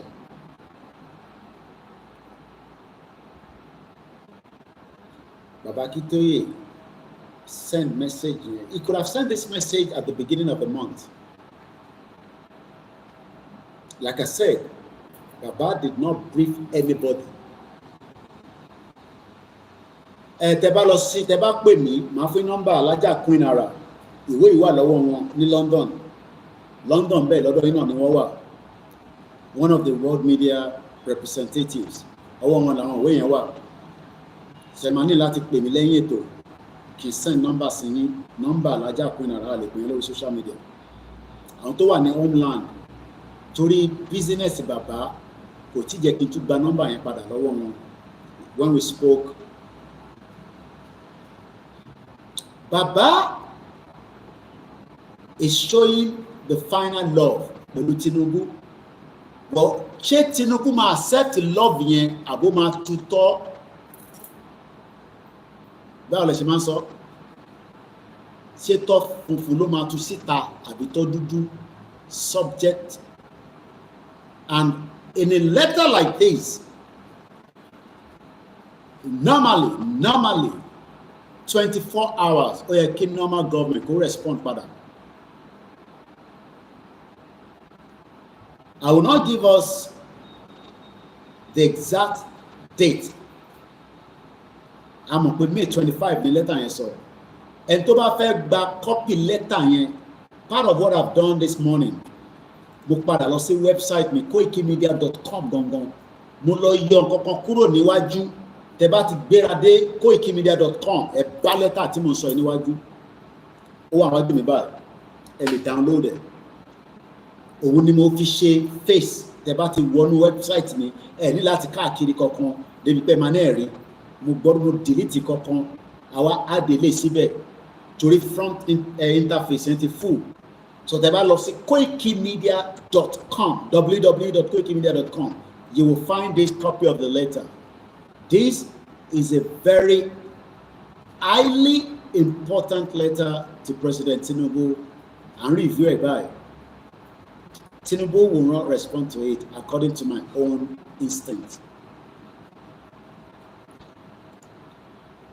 He's surrounded by hyenas. Tí wọ́n ti gbé nǹkan sí lẹ́gbẹ̀ẹ́ ọrùn báyìí pé tó bá respond sí lẹ́tà bàbá yẹn, aṣukuṣuku ẹ̀ mọ́ bíbá. Now, I will read the letter and then we'll be looking into it. Mo ṣe ń fún wa ní summary. The expectation from Yoruba people now is that Baba, just go ahead and do what Eledumare wants you to do. Just like bí Eledumare ṣe sọ fún Baba Awólọ́wọ̀ pé even in the midst of all the enemies, locally and because the same enemies tí Baba Akintoye ń bá jà nísìnyí náà ni Baba Awólọ́wọ̀ bá jà tí wọ́n fi jẹ́ kó rí gbogbo tó yẹ kó ṣe. the same enemies, the number one enemy, Britain, ní bàbá Awólọ́wọ̀ bá jà títí tọ́lọ́jọ́ fi dé. Then àwọn tí wọ́n ń lò tó jẹ́ Fúlàní dẹ̀ ń lo anybody including Yorùbá, wọ́n rí Abíọ́lá lò, MKO Abíọ́lá, wọ́n lò dáadáa. Right now Tinubu ni Fúlàní ń lò lọ́wọ́lọ́wọ́ against bàbá Awólọ́wọ̀, bàbá Akintoye. Britain àti Tinubu ni obstacle bàbá Akintoye. Britain, United Kingdom àti President Bola Ahmed Tinubu. Lẹ́tà yìí àti dé UK, I'm very sure. Now let's read a little bit and then I'll look into it as we move further. Ẹ rí pé logo YSDM ni wọ́n fi gbé lẹ́tà yẹn jáde, wọ́n lo logo ẹgbẹ́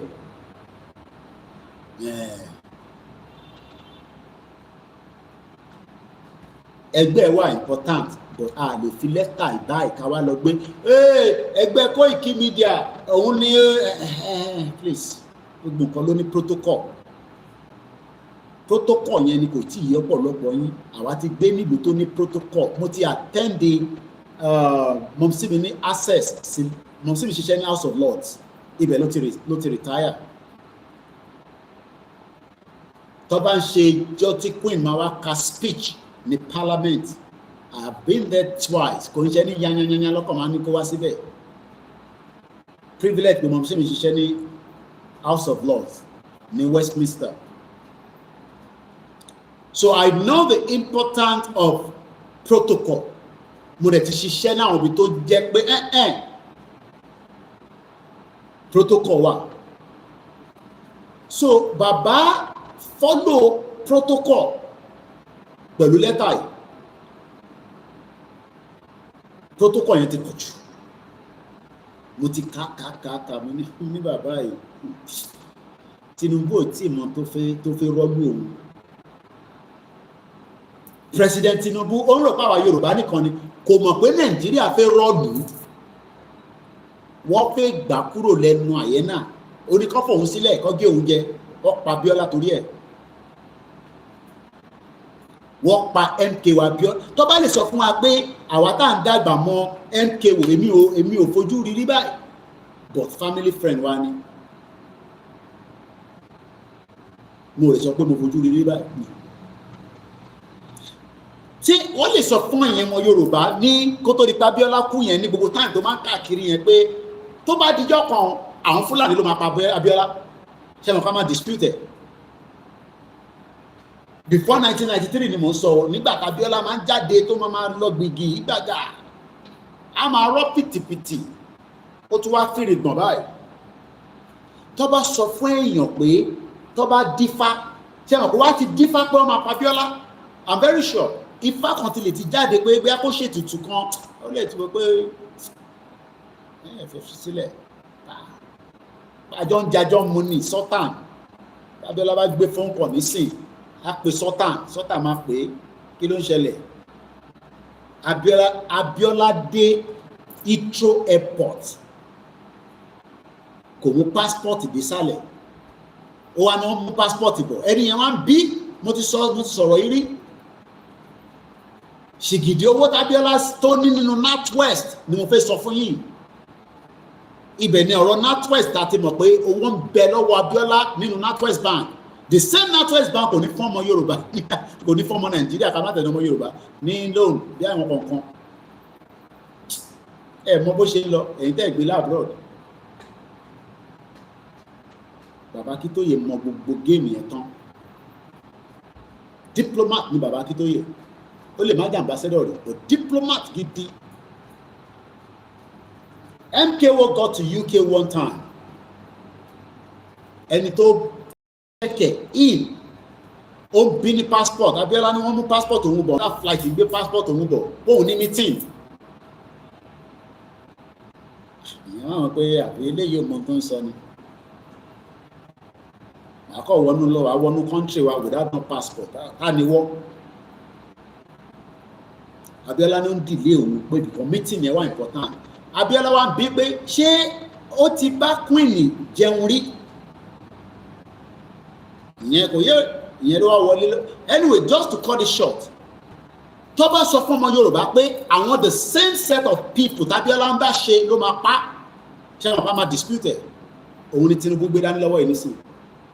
Tó rò pé òun jagaban òun ti wà advance ju Abiola lọ. Àwọn tó máa pa, àwọn ló wà lọ́wọ́ ẹ̀ nísìnyí. Now, this letter is not Baba Akintoye's letter. Mo kàn ń gbé mi ṣe kalẹ̀, èmi ò tí mọ̀ bẹ́ẹ̀ ti kà á o, tó bá ti kà á lọ wá lẹ́tà yẹn kẹ́ lọ dissect it. Yorùbá self-determination movement ló kọ́kọ́ gbé sókè.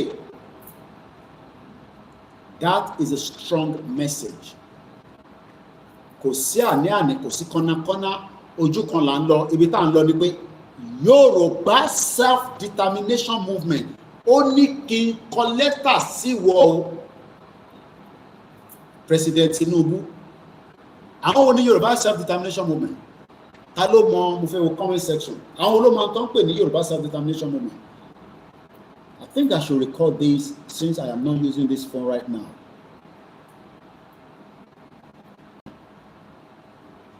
Àwọn wo ló ń pè ní Yorùbá self-determination movement? Mo kí ní Côte d'Ivoire, mo kí ẹ Bilo for real 1 2 3. Adéníyà Délé mo kí ẹ. Ta ló mọ̀ àwọn tó ń pè ní Yorùbá self-determination movement? Àwọn wo ló ń pè bẹ́ẹ̀? Mo kí Mr. Ọlọ́run Yẹmí Ẹ̀ṣẹ̀gànnì, Ayọ̀ọ́lá Jimoh, Adéníyì Adéagbo, orúkọ ńlá, mo kí yín. Who knows those that are Yoruba self-determination movement? Àwọn olóń pè bẹ́ẹ̀. Are you with me? Ṣé ká parí program ká máa lọ́lé? Ẹ̀ṣẹ̀gànnì ìyàwó mo pé lọ́lá Bello. Àwọn nìkan ló wà ní class. Gbogbo ẹni tẹ́ wà ní class ẹ ti fail. Because ẹ bá wà ní lecture room tí lecturer bá ń béèrè ọ̀rọ̀ lọ́wọ́ yín, ẹ gbọ́dọ̀ dé down. Tó o bá tẹ̀ mọ́gàn wá sí ìwà nǹkan wá kọ sínú comment section. Ẹ̀ṣẹ̀gànnì bàbá mi Samuel, wọ́n ní we the Yoruba people.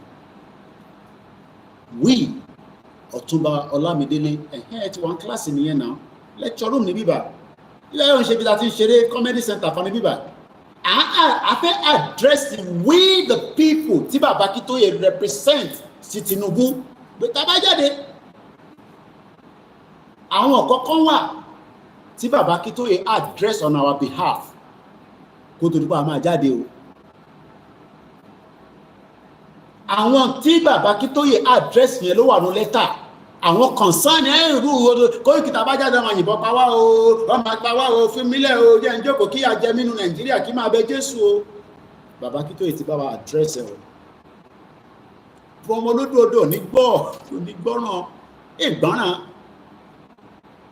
MKO gbọ́ nígbà tó ń sọ fún MKO pé MKO tó fẹ́ ṣe yìí ó ní náà.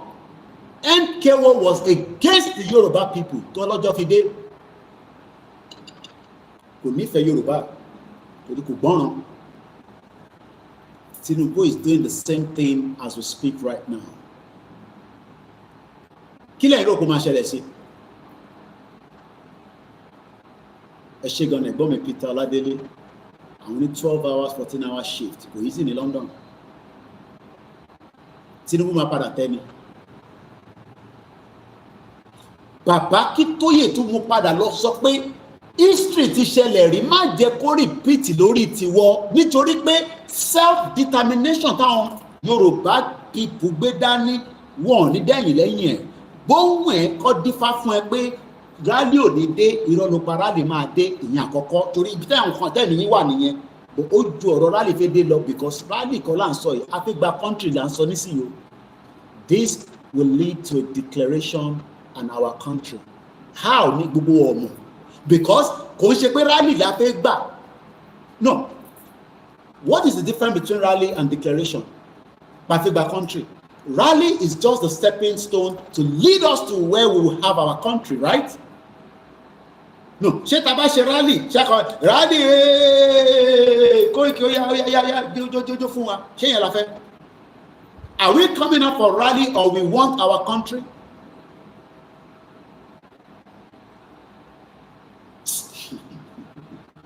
mo study letter yẹn títí mo ní bàbá yìí ó ti kó sọ̀rọ̀ bọ̀wọ́ Tinubu lọ́wọ́.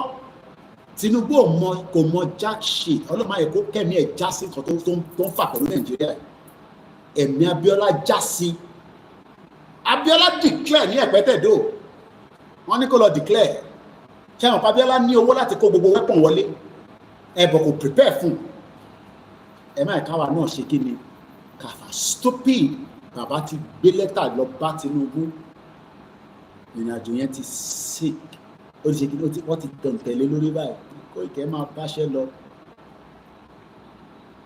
Ọ̀rọ̀ rálì kan là ń sọ mọ́, ọ̀rọ̀ pé Yorùbá fi gbára ẹ̀ lẹ̀ pátápátá, ó lè mú ìjà wá o.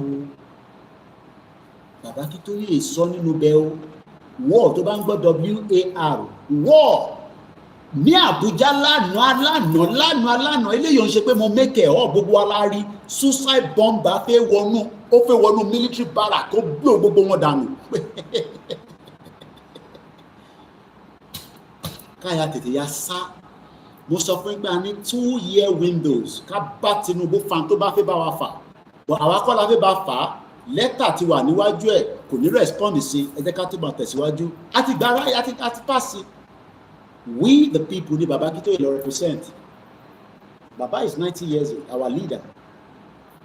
Tinubu ṣọlá àwọn ọmọ Yorùbá, ṣọlá àwọn tí wọ́n kó dání tó ń fún lọ́wọ́ yẹn, interest ẹ̀kọ́ ló ń ṣe o. Interest ego owó money. Abíọ́lá ná ṣìgìdì owó. Tọ́ba ní tó ń náwó, Abíọ́lá ná ṣìgìdì owó, Fúlàní pàdánù ni.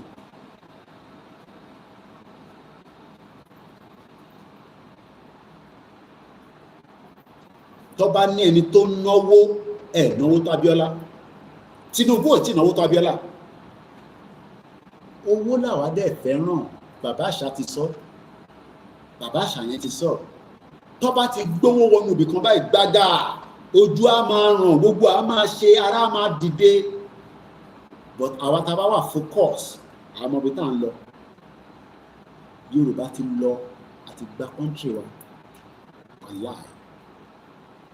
A kàn ní láti shake the table. A shake the table yẹn díẹ̀, gbogbo ẹ̀ máa fọ́. Bá a ṣe wá fẹ́ shake the table yẹn, bàbá 90 years old, egungun bàbá sì le, ká ṣe bẹ́ẹ̀. Ìwọ tẹ́gungun ẹ̀ le dáadáa yẹn, bọ́bá ní kò sí gbẹ́rẹ́ sẹ́yìn, wàá sí sẹ́yìn. Torí ìntàfẹ́ lọ pàdé yẹn, a fẹ́ sẹ́ẹ̀bù ìran tó yẹ pé a ní gbọ́ràn Britain kankan mọ́ lórí ilẹ̀ wa tó ń fìyà jẹ wá. Ṣé n play audio kan fún ẹ, wàá sunkún. Ó kọ̀ ẹ̀ ní sẹ́yìn, èmi ò fẹ́ àrèsò ó fihàn kan. Wàá sunkún fún ọmọ Yorùbá níbi tí wọ́n ti dè wá mọ́, tó jẹ́ kí a ní lórí ilẹ̀ tó ní ọ̀rá tó ní gbogbo nǹkan. Àwa ní ànígbà, àwọn kan wá ní ẹ máa gbà. Tó bẹ́ẹ̀ ni mo sọ. Kò ní sí nǹkan kan tó ń pè ní pé Yorùbá ò ní lọ. Òrògbé máa ní kò ní sí election. Election ò lè ṣẹlẹ̀ Nàìjíríà. No. Are you still thinking that there's going to be an election in 2027? With the way the country is right now? No. Fi Yorùbá nation sẹ́gbẹ̀ẹ́. Do you think that there will be election in 2027? Are you expecting an election in 2027 in Nigeria? They play. You must be living in a different paradise. Oh, mo bi tó ń gbé. Mo ń bọ̀. I don't think some of you know pé Nigeria ti tán pátápátá. Àwọn olóṣèlú ṣàfihàn jẹ ti wọn níbẹ̀. As much as they can enrich themselves in the next 2 years, because gas yẹn máa explode nínú Nigeria. Ṣẹ̀rí wọn ti máa ní gas yẹn fẹ́ explode. Ó máa explode because multiple things will unfold as the year continue to wind down. And this is the reason why táwọn ò gbọdọ̀ pẹ́ ká tètè ṣe kéde ká support Baba Akintoye. The end of Nigeria is already, we can see it, and we are ready to make it collapse. But some of you don't want it. But some of you want it, but you're asking how. Let me quickly give us this small clip. mo kí gbogbo èèyàn wa tí a jọ wà lórí ìjókòó àwọn alálẹ̀ wà pẹ̀lú wa. Nigeria will end. Farabalẹ̀ kó wá gbọ́ ìtarakùnrin tó sọ. So the hardest thing I've had to accept since I've been here is that Hausas, my tribe, my people, unfortunately are not going to allow Nigeria to become what it's meant to be. The mindset of the northern Nigerian. Ṣé kiri wọn ṣáriwo ṣe ó tó ń jáde dáadáa nínú ilé ẹ̀ tó ń gbọ́ mi tó bá gbọ́ dáadáa tètè sọ fún mi kí increase volume. Nigeria is gone. Inshallah láṣà àwọn tó láyé tó lọ́run lórúkọ Jésù Kristi kò sí nǹkan kan tó ń jẹ́ Nàìjíríà mọ́. All we need now is to be bold enough and wait as Baba will deliver that message of hope. That's all we just have to wait for. That's all. Nigeria ti lọ pátápátá completely for 62 years. Where is Mr. Peter Oladele? Nothing to show for. And gbé labroad. Àwọn serve wọn labroad. Nigeria ò serve ẹ̀yin tẹ́ wà nílé. Ṣé gbọ́n kan tára kùnrin sọ? Haúsá, àwọn Fúlàní méjèèjì ọmọ ìyá kan náà ni wọ́n sí ìyàtọ̀ díẹ̀díẹ̀ ni. Kò ní bàjẹ́ fún alẹ́ Kọ́ndé òun tẹ̀ láìkì wọ́n á fẹ́ lé ní Koiki get the hell out of Britain. Má gbé nínú Britain yẹn mọ́. Kò láìkì Britain rárá. Tó ti mọ̀ yà tí Britain ti fi wá jẹ. My brother Nigeria are fools after taking 5k. Mo ní dárúkọ state yẹn nígbà tí mo gbọ́ àbúrò Fáyọ̀ṣe tó ń sọ̀rọ̀ pátápátá. Ó ní state kan wà nílẹ̀ Yorùbá tó bá máa fi di 12 báyìí wọ́n ti gba 5k kó ṣe bẹ̀. Àwọn ló máa ń kọ́kọ́ parí ìbò lọ́dọ̀ tí wọ́n. Tó bá ṣàti fún wọn ní 5,000 wọ́n máa fi ṣe bẹ̀ ni.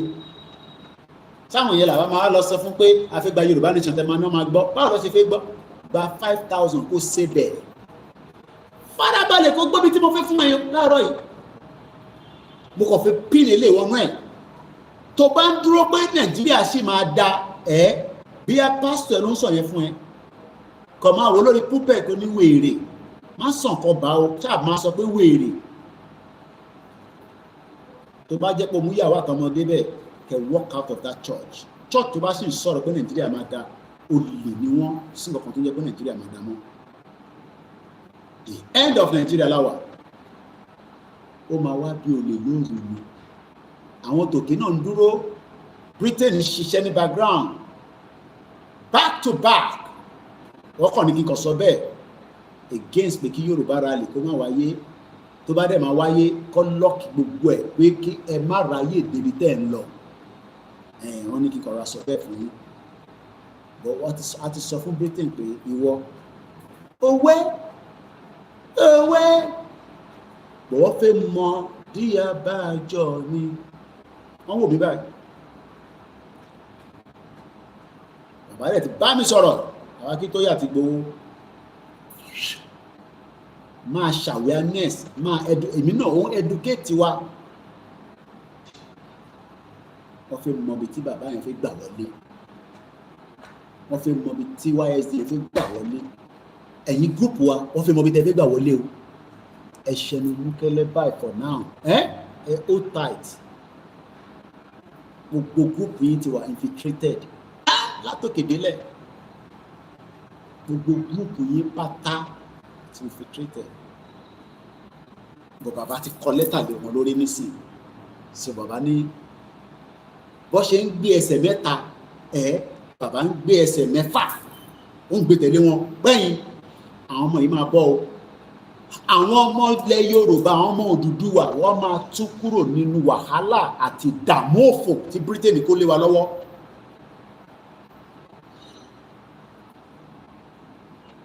Kì máa yẹ kí pẹ́pẹ́ wọnú ojú yín ẹ lo glasses ni torí ti bá ìtọ́ mi ò dẹ̀ dá báyìí. Ẹ ṣe gan ni ìyá wa Unit Ventures you innovate mo kí ẹ mo fẹ́ play video kan fún yín. Bọ̀bọ̀ tẹ̀ ń rí New York ló ń wà ọmọ Haúsá ni ìwọ wá ní ká bá wà láàárín wọn pé Nàìjíríà máa progress. Òun sọ fún ẹ pé tí Haúsá bá ṣì ń bẹ láàárín wa ẹ lè ní àṣeyọrí kankan farabalẹ̀ kó pọ́n tó sọ wọ́n sọ pé alàgbà àkókò sanwó fún. So the hardest thing I've had to accept since I've been here is that Hausas, my tribe, my people, unfortunately are not going to allow Nigeria to become what it's meant to be. The mindset of the northern Nigerians are going to destroy this country. I'm sorry to say it. Only it is going to destroy this country. Ha!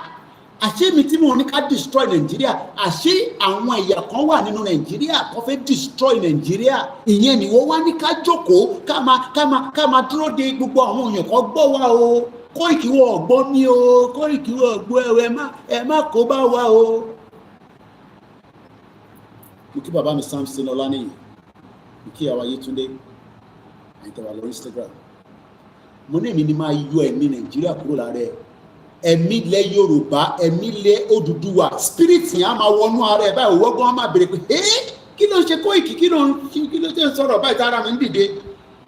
That bomb bastard name, because ilẹ̀ wa wà flourishable, ó wà prosperous, ó wà successful, but tó bá sì ń jẹ́ ká máa lo Nàìjíríà, bomb bastard ni kò lè ṣiṣẹ́.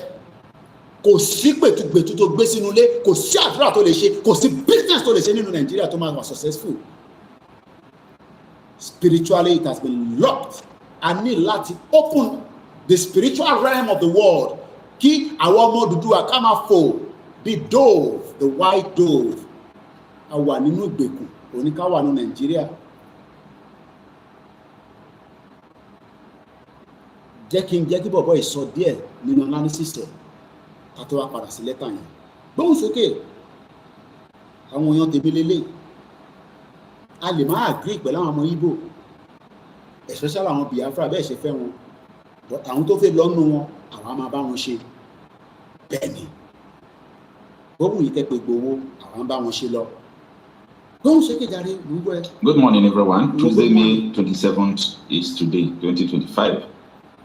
For over 4 days now, there is a video trending on the internet. People are circulating about an Hausa man who is residing in abroad, and he came back to Kano to visit his people, and he narrated his experience on how he ever tried to build schools for Marjories, to learn tech, to do all sort of things, you know. But the people are resisting him, and they are asking him what happens. And a lot of you must have seen this video, but I want us to analyze this video. Before 2015, Goodluck Jonathan spent billions of naira building schools for Marjories, but they let him know that Western education is a crime. Okay. And so many Nigerians fail to understand that the purpose of Boko Haram is this resistance that this Hausa man just explained. For now, take a listen to this video. While we come back and analyze it. So the hardest thing I've had to accept since I've been here is that Hausas, my tribe, my people, unfortunately are not going to allow Nigeria to become what it's meant to be.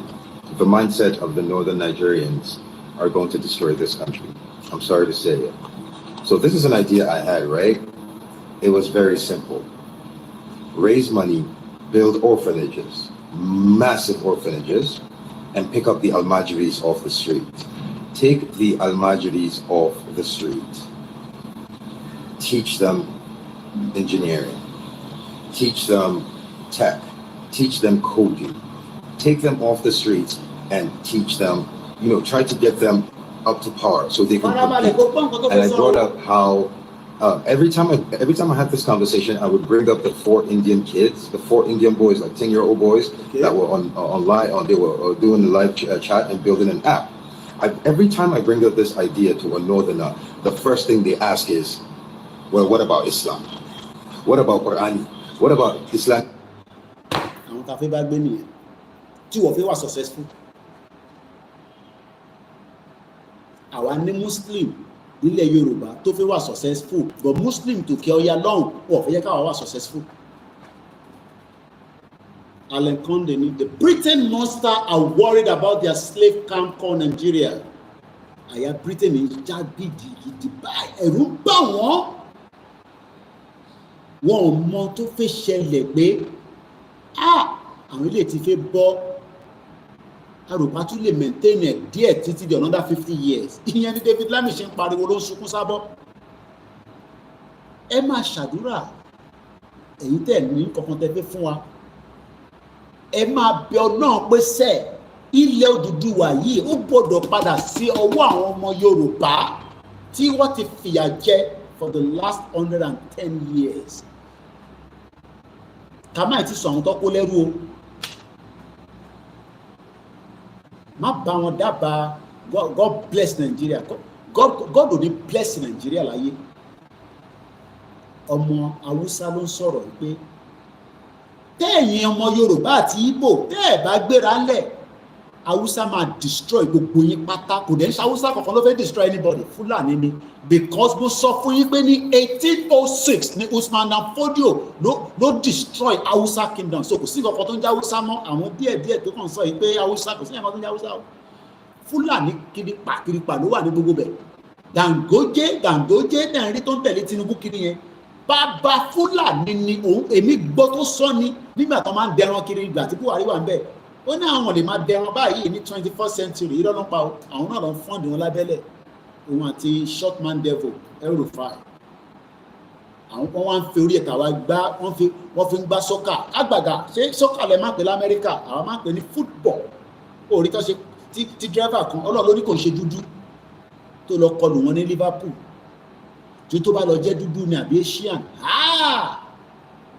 ariwo a máa ta lọ yóò ní òyìnbó ẹgbẹ́ wọn náà ni ó drive ṣe wọ́n léṣe kọ́nà kan jẹ́ kọ́ máa yanjú ẹ̀.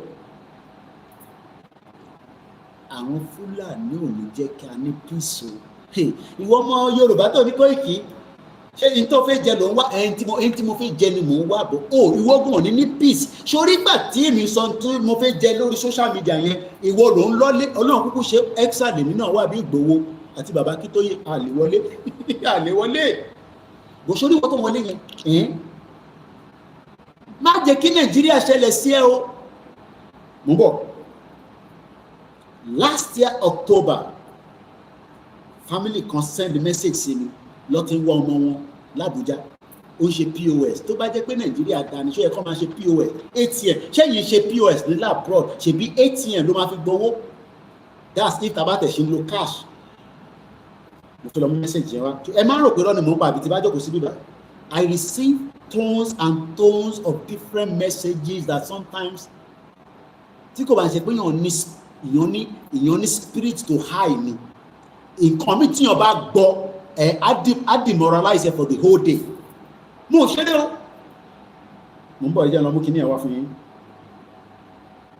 Mo ń bọ̀. Ẹ bá family yìí, ẹ bá wọn gbàdúrà ni, ẹ má bá wọn sunkún. Torí wọ́n ti sunkún títí. Wọ́n rí solution sọ̀rọ̀ yẹn mọ́. I receive a lot of messages. So mo ní láti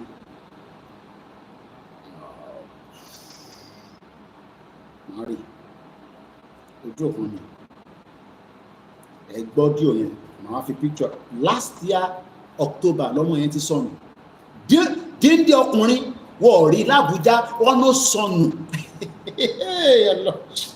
orí Facebook lọ́ti rí tèmi ṣe pé bóyá mo lè ràn àwọn lọ́wọ́ mo ti ní káwọn staff mi ní kíákíá kọ́ bẹ̀rẹ̀ sí ṣiṣẹ́ lé lórí.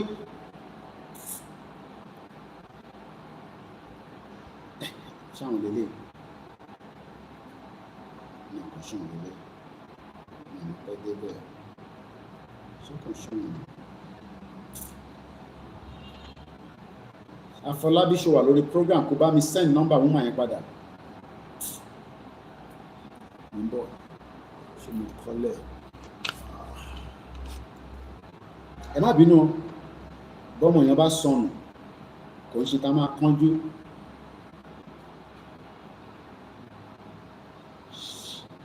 Mari mo ń bọ̀ ẹjẹ́ ń lọ sọ́dọ̀ staff mi torí mo ti ní kí yẹn kó pè wọ́n ẹjẹ́ ń pè yẹn ìyẹn rí send number yẹn sí mi màá lè ẹ̀yàn pé messages máa ń pọ̀ lórí fóònù wa so tí bá ti pè yẹn nísìn màá ní kó send number yẹn màá click lórí message màá ti wọ́n ẹ bá wọn sunkún last year October fine boy ó ti sọnù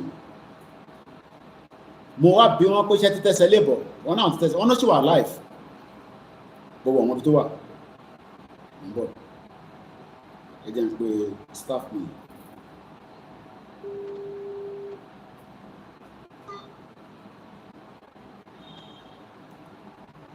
Mẹ́wàá ń ṣẹlẹ̀ nílé nílùú òfò burúkú yẹn. Mẹ́wàá ń ṣẹlẹ̀. Send number woman yẹn padà sí mi nísinsìnyí kíákíá. Woman tí mo ní kó pe yẹn kó pè ẹ́. Send ẹ̀ sí mi straight away. Kọ́mọ lórí fóònù mi kí n lè click lórí message wọn. All right. Send ẹ̀ sí mi nísinsìnyí straight away. Ẹ bá wọn sunkún. These are the messages I receive every day from different. Ìmí tí mo tún receive láàdé ni tí bá play yẹn nísìn ó lè demoralize you for the whole day. Torí mi ò mọ bí spirit ẹ̀yin ṣe lè gbé. Tí bá play fún yín ẹlòmíì ò ní jẹun tí lè máa fi ṣú. Pé Koiki tó ń gbọ́ lójoojúmọ́ lélẹ́yìí. How do you cope? Ẹ bá dẹ̀ ní kí n play máa play. Ẹ sunkún fún family yẹn. Ní nǹkan tó ń ṣẹlẹ̀ nílé. Nílùú burúkú tẹ̀ ń pè ní Nàìjíríà yẹn. Tí kò lè take care ìrun ẹ̀. Àbí kò lè take care because Nigeria ò ṣe land kò ní land kò ní kankan. Please call her about their brother missing. Okay, o ti send number yẹn wá. Okay. Jẹ́ torí mo save number yẹn ni. Ẹ kí mi wá lọ save ẹ̀ nísìn. Mẹ́wàá ń ṣẹlẹ̀ nílé. Ẹ jẹ́ kí mi save ẹ̀. No, ti save wọn ló máa jẹ́ nìyẹn. Plus 234. Màá kọ́ sọ pé missing person. So màá lọ sórí WhatsApp nísìn, màá lọ retrieve. So mẹ́wàá ṣẹlẹ̀ nílùú tẹ̀ ń pè ní mújẹmújẹ yẹn. When they send that message, mo ní láti October last year, wọ́n ní bẹ́ẹ̀ ni sir. How? Wọ́n ní bọ́ yẹn ṣe POS. Bí ọ̀rọ̀ kò owó gidi kan wà lọ́wọ́ ẹ̀, àwọn olóṣèlú tó lówó lọ́wọ́, àwọn yẹn ń ṣoògùn, wọ́n gbé security dání. Ẹni bá máa súnmọ́ wọn, wàá gbìyànjú. Ẹ má bínú pé ó wà important that I get this message and I want us to see. Bí a lè rẹ tó mọ bí ẹ lè. Ọ̀rọ̀ missing person. Nítorí tí mo wá save orúkọ nìyẹn tẹ́lẹ̀. Mo ti ní káwọn staff mi máa ṣiṣẹ́ lé lórí to see what we can do just to publicize it out there. Tọ́ba lọ bá radio station, máa gbọ́ lọ́wọ́ wọn. Nigeria is a useless country. Tọ́ba lọ bọ́ lọ́pọ̀lọpọ̀ máa ń wọ́n tó get out. Mélòó bẹ́ẹ̀ títí dòru àná kéèsì kan ìyàwó báyàwó mi sọ̀rọ̀ báyìí lórí video call ní London. Níbi pé mo ti máa bọ́ ẹni tó pè yẹn wọ́n pé ní táìmì yìí kí kò sí kí ló ṣẹlẹ̀. Ìyàn jẹ́ ti pọ̀ jù. Ìyẹn náà that's it. Okay, àwọn staff mi tẹ̀tí draft kìíní lé lórí. Okay, we can go with this. Tabarẹ́ni tó bá mọ̀ arákùnrin yẹn lélẹ̀. Missing person láti October last year. So àwọn staff mi ti ṣẹ́ lé lórí. Missing person Adekunle Samuel disappear without no trace. Ọmọ náà ń pè ní ó disappear kò sí trace. Wọ́n lè sọ pé bí báyìí ló wà but àwọn family ẹ̀ audio yẹn ni mo ti rí ni. But that is between me and the family anyway. Because mo bí wọ́n mo ní ṣe ti tẹ̀sẹ̀ lébọ̀. Mo bí wọ́n mo ní ṣe ti tẹ̀sẹ̀ lébọ̀. Wọ́n náà ti tẹ̀sẹ̀ lébọ̀. Mo ló dàbẹ̀. Wọ́n ló ṣì wà láyé. Tá a bá sọ pé bí awọ́ dè mọ́bì kan Ọlọ́run máa mú wa. Mẹ́wàá ń ṣẹlẹ̀ nílùú ìṣe ẹ jẹ́ ká gbéra ńlẹ̀ ká tètè lọ. Kò ń ṣe pé mẹ́wàá ń ṣẹlẹ̀ labroad but accident tó ṣẹlẹ̀ ní Liverpool tó ti ń ṣe parade 17 people were crushed. Mẹ́rin ọmọ children ó wà lọ́sítítù nísìn wọ́n á máa fún wọn nígbà bàkíà pé kọ́ má bàa kú. Bó jẹ́ Nàìjíríà ló bá ti ṣẹlẹ̀ gbogbo nìyẹn. Ẹ jẹ́ kí n ka story yẹn fún yín. Kò ṣe story o but article yẹn. Mo instruct our staff mi pé kọ́ pé family yẹn káwọ́ bá ṣe lè tètè help wọn àdìgbà £1 lọ́wọ́ wọn. The family of Adekunle Samuel has appealed to the general public and relevant authority to assist in locating their loved one who has been missing since the morning of October 25, 2024. Kábíyèsí Olódùmarè Ọlọ́run má jẹ́ ká sọnù ìlú yẹn. Speaking exclusively to Koikimedia, Adekunle younger sister, Itemi Basoro,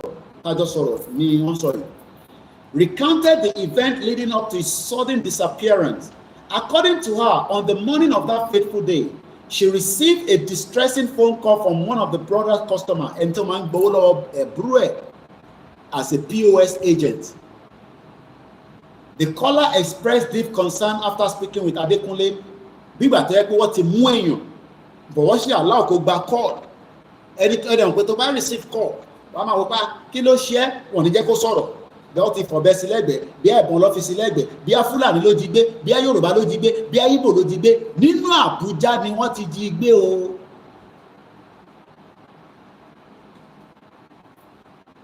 Máa sọ pé dey joke, picture kan tún ní. Fine boy, ọmọ Yorùbá. Àbí? Torí náà, bí a lè mẹ́ni tó mọ̀, bí a ò lè, tó bá jọ́dọ̀ wa nísìn, yes, missing people náà máa wà, ọlọ́pàá máa ṣiṣẹ́ round the clock, wá send the picture káàkiri. Èyí táwọn family ṣe wàhálà yìí, ọlọ́pàá ilẹ̀ Yorùbá ló máa ṣe wàhálà yẹn. Bíyàn bá ti miss báyìí, radio station, ọ̀tẹ̀ ni wọ́n ní kinní kan l'Amẹ́ríkà tí wọ́n yẹn tẹ̀ dá báyìí. Àbí wọn parent wà l'Amẹ́ríkà, Azeez oṣù wà lórí show àbótí sùn. Tó bá ti ju pé missing person báyìí, tó bá ti release information yẹn báyìí, gbogbo rédíò máa kọ́kọ́ píkẹ̀. Gbogbo tó bá ń ṣe wọ́n máa stop ẹ̀ lẹ́sẹ̀kẹsẹ̀, wọ́n máa announce missing person description 6 foot 3 tall, ó kúrú, ó ga, obìnrin ni. Torí a kì í mọ̀ bí wọ́n ti ń gbé lọ sọ́nà bọ́dà kó tó di kó máa kúrò ní Amẹ́ríkà. Ìwọ ń fi Nàìjíríà òfin, ó sọ pé Nàìjíríà, God bless Nàìjíríà. God ò lè bless Nàìjíríà torí pé ọmọ Yorùbá tó kidnap yìí, àmọ́ ibi tó wà kò ní. Màmá mi ti ní kí n má ṣe pé mo fẹ́ fi èpèlé fún ẹni. Come bastards.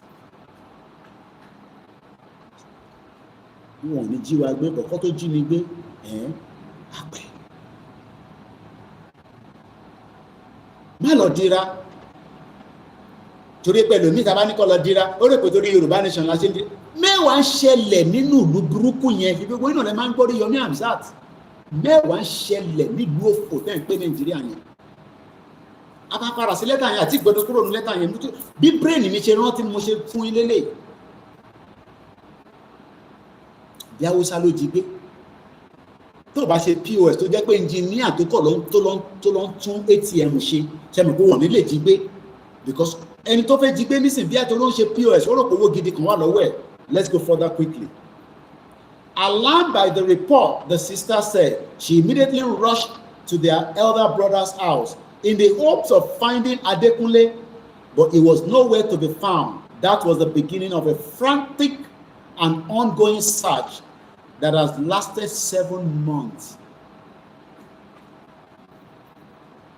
and with no clues.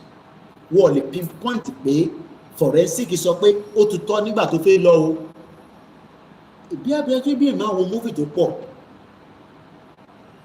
mo wo fíìmù kan láìpẹ́ yìí. Bọ̀bọ́ yẹn ex-military ní Jesse Jackson àbí ẹ̀rọ kébìnrin mo orúkọ gbogbo wọn, mo ṣáà like àwọn action film tó máa ń yìnbọn tó máa ń pààyàn, ìyẹn lè máa fẹ́ wò. Wọ́n wá kidnap ọmọ ọ̀gẹ́ ẹ̀ níbi contractor tó ṣe new film ó ṣẹ̀ jáde lórí Netflix ni. Nígbà tó ń padà lọ tó lọ review kí ló lè ṣẹlẹ̀, ó lọ sí club yẹn bí a restaurant yẹn, ó wọ exit tó gbà jáde yẹn, ó rí yẹrí etí bí a yẹrí etí ni àbí kíní kékeré ẹ̀mọ̀ orúkọ tí mo wọ̀ sọ́wọ́ yìí kò ń ṣe nǹkan kan China láti rà tó ẹlòmíì lè pe bí akúdekùdé kan tí mo gbé sára mi náà kíní something like this wá jábọ́ sílẹ̀ lẹ̀ òun dẹ̀ ti rí lára ọmọ yẹn rí, ó wá mọ̀ pé yes lóòótọ́ lọ kidnap ọmọ yẹn níbẹ̀ yẹn. Ṣé Nàìjíríà tó níná tábà tẹ̀lé tó ní CCTV kó dá ẹjọ́ àbúrò mi gbé ní bíbá àwọn olówó bàdà pàmò pẹ́ ní CCTV àwa náà akọ̀fin dẹ́ngẹ̀ ni kò síná níbẹ̀. Bomb bastard ní country yẹn sẹ́ kò lè ṣiṣẹ́. Europe Nigeria makes you pain, wàá máa sunkún sínú onímọ̀ tó ń pa ẹni kú. This family are crying now. Tinubu dẹ̀ wà níbẹ̀. Ṣé mà pé ìgbà Tinubu lọ́jọ́ mọ̀ ẹgbẹ́? Tinubu ló wà lórí oyè. Tinubu ló wà lórí oyè náà kò ń ṣe Buhari. Mo múfì tí mo sọ yẹn. Nǹkan kékeré ló kọ̀ rí pé ìbẹ̀rẹ̀ ti jẹ́ ọmọ yẹn gbé wá lọ ṣe investigation. Ẹ wá mọ bó ṣe investigation ni pé ó kàn jókòó sínú pub yẹn. Bọ̀bọ̀ tó jẹ́ barman ìyẹn ń ta drug, ẹ má bínú ti fọwọ́ gba máìkì mi. Ìyẹn ń ta drug, ó ó fi dictate pé so ìwọ ló ń ṣe kí ni ìwọ ló ń ta drug ní bíbá tẹ bá rí mọ́tò tí bọ̀bọ́ yẹn lò ó gbá bọ̀bọ́ yẹn délé nígbà tó bá délé tán ó wọnú lé pẹ̀lú ẹ̀ ìyẹn múfì yẹn ni mo ń sọ mo kí Abiodun George Abiodun George kí lẹ́ ń sọ hùn sí kèbẹ́ yìí lẹ sẹ́ndì fídíò kan sí mi màá bá ń jà brọ́dà mi o ẹ má kí màá ti ń jà lórí show lásán yìí o ní 2 weeks ago ní ìlú Ìbàdàn ọmọ kékeré tó ṣe ẹlòmíì sunkún ọmọ báyìí lójoojúmọ́ pé Ọlọ́run fún mi lọ́mọ Ọlọ́run jọ fún mi lọ́mọ bẹ́ẹ̀ fún mi ní ẹyọ kan kí n máa nọ́ọ̀sẹ̀ wọ́n bí ọmọ òkókó ọkùnrin ní Ìbàdàn Abiodun George ló sẹ́ndẹ̀ sí mi àbí mo parọ́ ni ẹ bá mi kọ́mẹ́ǹtì náà bẹ́ẹ̀ ni Nàìjíríà apanilẹ́kún ẹ̀mọ̀ pé yín kàwé ẹ lọ sí skul Yorùbá ẹ̀gbọ́n mi Peter Ọládélé ìyàn lè mọ̀ pé ń gbé ní London torí Yorùbá yín kó kọ́ǹkì báyìí báńkì jayajaya ìnáwó wá sórí show màmá tara màmá bínú tó ẹnìkan máa wò mí pé it could be my brother like that wọ́n ti tẹ̀sẹ̀ lè bọ̀ wọ́n náà ṣì wà live bọ̀ wọ́n ní bí àbáríwọ́ dé mọ́bì kan àdúrà tẹ́kọ̀ lè bá wa ṣe lórí ètò nísìn ni pé ohun ti yín gbogbo ẹni tó bá débọ́n lẹ̀ níbikíbi tó bá wà ẹ̀yin ẹ bá mi ṣe àmì kí wọ́n bá wa tú sílẹ̀ àfi gbọ́ result àmẹ́ni tí ohun ẹ̀ máa dọ́dọ̀ Ọlọ́run tó jẹ́ pé yín gangan lè bá Elédùmarè sọ̀rọ̀ torí gbogbo ẹlẹ́ṣẹ̀ ni wá Nàìjíríà ìlú wèrè ni ìlú tá a gbọ́dọ̀ wà nínú ẹ̀ mọ́ tá a gbọ́dọ̀ sọ pé a fẹ́ gbọ́mọ́ sétí 7 months lọ ti ń wá ilé nílẹ̀ Yorùbá àtẹ̀sọ́kọ̀ Àbújá bọ́mọ Yorùbá ni bí ó ń gbé l'Àbújá ni ó ń dẹ̀ struggle wọ́n rí Yàyà Bello jí gbé ọ̀tẹ̀ jí Tinubu náà gbé kó pọ̀ jù. Public appeal for help. The family is now urging members of the public and community leaders and law enforcement agencies to help in the search. Anyone with credible information about Adekunle's whereabouts. Ṣé mo pé pépà kọkàn ní báwọn auction tí mo ṣe in the last 7 months wọ́n máa sanwó fún wọn ni. No go better for Nigeria. In táwa kọ̀rọ̀ra fún wọn báyìí nísìn tá fún wọn yìí nísìn wọ́n tó bẹ́ẹ̀ kọ́ lọ sẹ́ni newspaper kan pé èèyàn wá sọnù ẹ máa ṣe san 30,000 naira ṣáwọn tí wọ́n ní 10 pounds àmì 10,000 wọ́n máa san 30,000 naira. You can see the depression of our people on a daily basis. Ìlú mùjẹ̀mùjẹ̀ ní Nàìjíríà ẹ jẹ́ ká padà sọ́dọ̀ bàbá Akintoye ṣe ẹ rí pé mo ní fẹ́ máa bí mi and I'm trying to be very calm. This is what I go through every day when people come to us like this. Àní títí dòru àná ní Àkúrẹ́ wọ́n yànyàn kan jẹ ó ti lọ sí police station láàárọ̀ ẹ̀ tó tún fẹ́ lọ police station kò lówó lọ́wọ́ ìyẹn wọ́n gbàyàwó ẹ̀ ẹni gbàyàwó ẹ̀ tó wá nà mọ́lé mo rí wẹ́rẹ̀ láyé mi bẹ́ẹ̀ ni Nàìjíríà kò lówó táwọn èèyàn bá sọ fún yín pé wọ́n ń gbàyàwó wọn ní Nàìjíríà wọ́n bá lóòótọ́ wọ́n ti gbàyàwó ẹ̀ àtọmọ ọtí rẹ ti gbẹ tó wá gbàyàwó ẹ̀ tó wá nà wọn kò ọ̀rọ̀ yẹn wá yé mi ní Àkúrẹ́ níbẹ̀ ní ti ṣẹlẹ̀ ọ́ but mo sọ fún un pé ẹ má yẹ kí n sọ tó kù lórí social media kò ń ṣe ọlọ́pàá ló nà ẹni tí tó gbàyàwó lọ́wọ́ ẹ̀ òun ló tún nà nílẹ̀ Yorùbá wa yìí kò ń ṣe nígbà táwa wà láyé mọ́ nísìn. This is what Igboho is trying to solve. Mo ní kó lọ sí station mo send 5,000 naira sí mo ní wo mọ́tò ni lọ sí station but tí ìtókù yẹn fi sílẹ̀ ẹni tó náà yẹn á mọ̀ pé Koiki ti dá sọ̀rọ̀ tó wà lẹ́yìn ẹ má wo níta máa bá gbogbo yín fà ìyẹn lè ṣe fẹ́ kí Nàìjíríà pín èlé àwọn èèyàn lè fẹ́ kí Nàìjíríà pín náà because wọ́n mọ̀ pé òtítọ́ máa wà kò ní sí ìyànjẹ kò ní sẹ́ni tó fẹ́ pé kí ló fẹ́ máa pe Koiki fún nígbà tí country bá ń ṣiṣẹ́ evil country. Let's go back to Baba Akintoye letter torí àwa àsìkò wa mo kí ẹ̀yin tẹ́ wà lórí ìjókòó. The letter goes like this. Yoruba Self-Determination Movement. Public letter to His Excellency President Bola Ahmed Tinubu, Omoloduode, Jagaban of Lagos. Torí kò ń ṣe Jagaban of Ogun State. Ẹ̀yin lẹ wà ní Lagos lẹ gbàgbàkúgbà. President of Nigeria, May 25, 2025. Your Excellency, President of Nigeria and the most eminent son, eminent son of our Yoruba nation today. Eminent,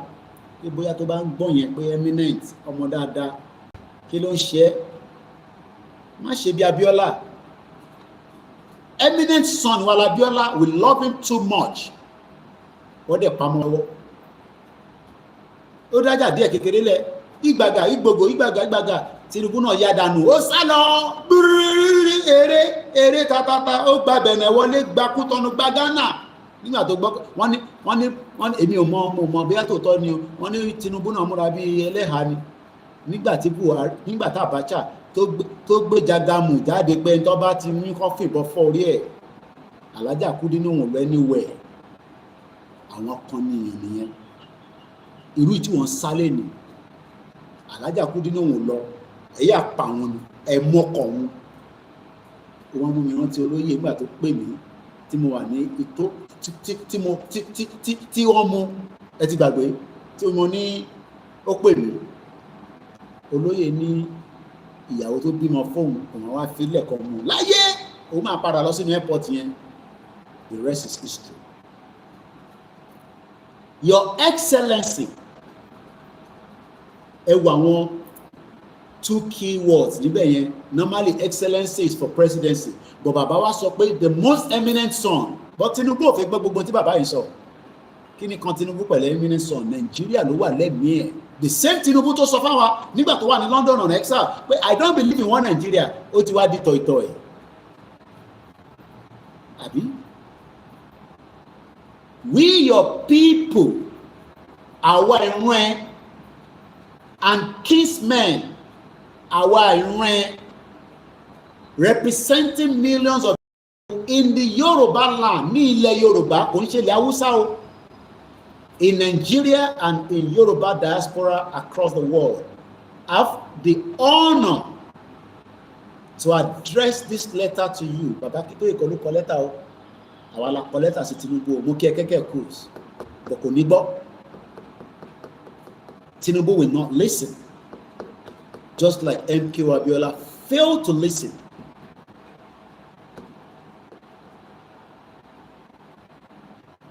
We hope and pray that he meets you in good health and in high spirit. I've said it here in private and in public. Àwọn ọ̀gbàdúrà ẹ̀kú fún. But àwọn tó fẹ́ pa wọ́n dúró de lọ́rùn báyìí. We've heard about the suicide bomb in Abuja yesterday. The country is going into chaos. Tó bá tẹ̀ ti wà in chaos, not even going, ó ti wà in chaos, ó ti wà nínú ogun. The military can no longer control the situation anymore. The security are overwhelmed. That is a failed state. And whenever you have a failed state, the country collapses. But rather than allow the country to go into anarchy and crisis stage, let us dissolve this country and let everybody go their separate way. No, we are going for 2027. Peter Obi say, I'll be running. I will not run again, no, but I will run the last one under Labour Party. Atiku is now trying to find Aregbesola, Aregbemugo, and the rest of them so that they can defeat Tinubu. Ẹ̀rọ pé Tinubu náà dẹ̀ ni. Wọ́n fi gbogbo àwọn tó kù ọ̀fìn gba chess. Wọ́n ti wà báyìí. Àwọn tá ti jápa àti wà overwork. Òyìnbó kì í ṣiṣẹ́ kan lọ títí torí tó bá ní problem á ní kó lọ bá government. But àwa mọ̀ pé àwọn tí wà nílé tó bá ní problem wọ́n ní lọ bá government because kò sí government kankan tó fi lọ bá from the local to the state to the federal. Irọ́ ló wà níbẹ̀. And we have now become the government for our people. Abi? We started giving our people the kind of support that they need to go to school, hospital, to support them in almost everything. Yet, the system is overrun.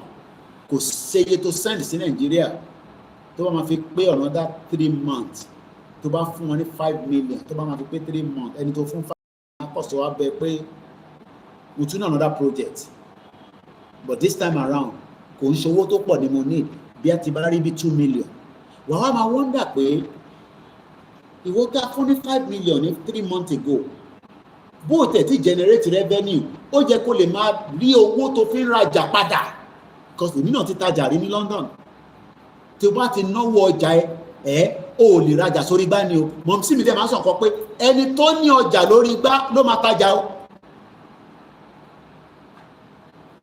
ẹni tó ní ọjà lórí igbá because o mọjọ́ tí òwú ẹ máa wá because I sell laptops and I sell a lot of other things electronics and cables so nígbà téèyàn bá wá ra cable yìí nísìn tó rà lọ́wọ́ mi tó ra cable yìí èmi ti wá náwó ẹ̀ jẹ now how do I replace the cable back but ní Nigeria because of the failed state ohun ẹni yẹn náà kò lọ replenish padà but níbi tó ti fẹ́ lọ ra ọjà báyìí wá kọ̀ pé ni pé ó ti láksidẹ̀ntì yóò tani ó ti gbọ́ alájí ti ṣubú àti gbé hospital bọ́bọ́ ṣe ń sọ̀rọ̀ báyìí wọ́n ní ká kọ́kọ́ wáyà 50,000 naira so ó rò pé níyẹn máa ra lára jà mọ́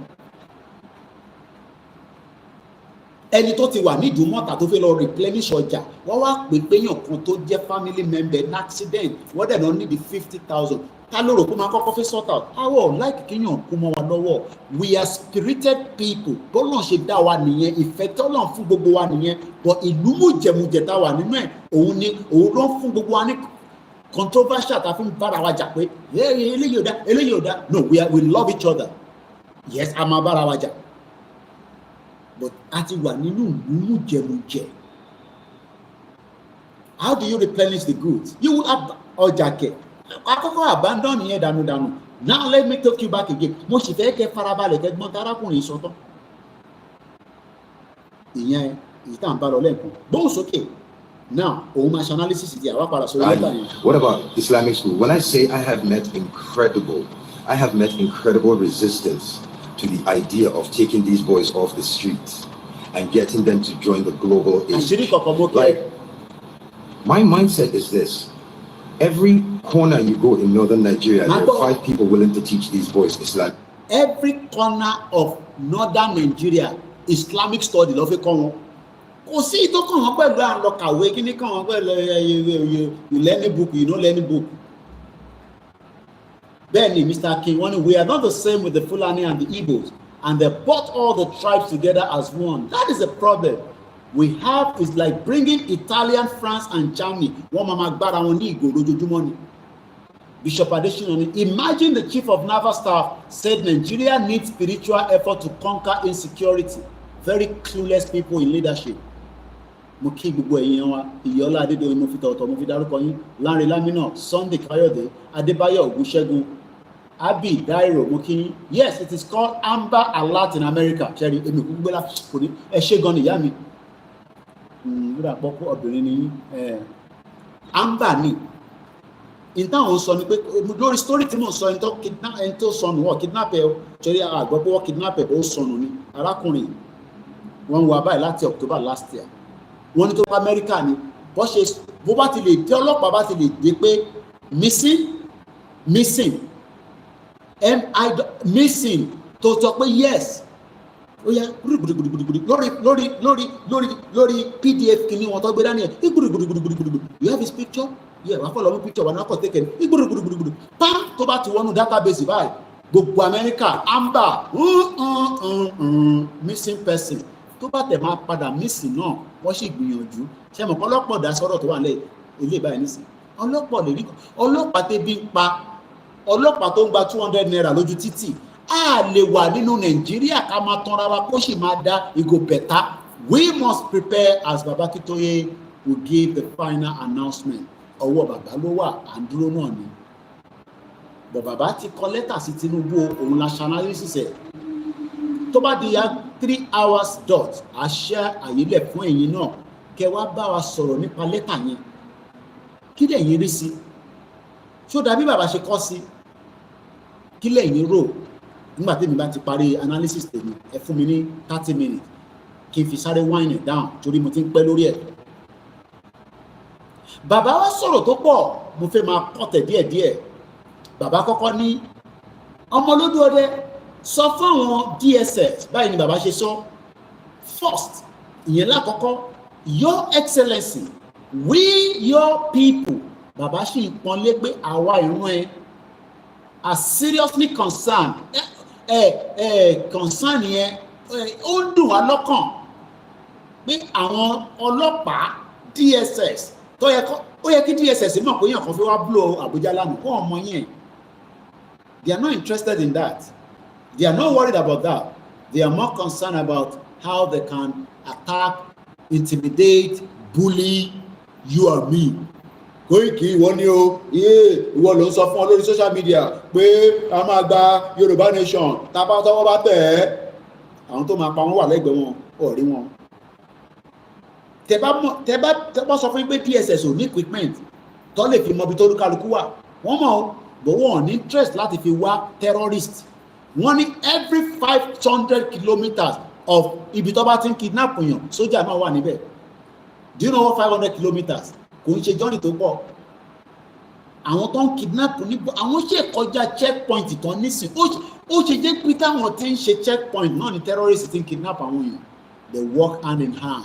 Ìwọ tó wá dẹ̀ fi kidnap yẹn wọ́n máa rò pé ṣèbó sójà kan ló pàdé bẹ́ẹ̀ yẹn àfìgbà táwọn ilé bá wá fọ̀bọ̀n fún ẹ pé ó yá calm down. Ọmọ ẹ̀wọ̀n ló gbóni ìyàwó lọ ni ọba tí wọ́n jí gbé ní okun. Wọ́n náà negotiate lọ́wọ́ pẹ̀lú 50 million. Wọ́n ní kó gba 25. Àwa ń fi ọba wa fi negotiate.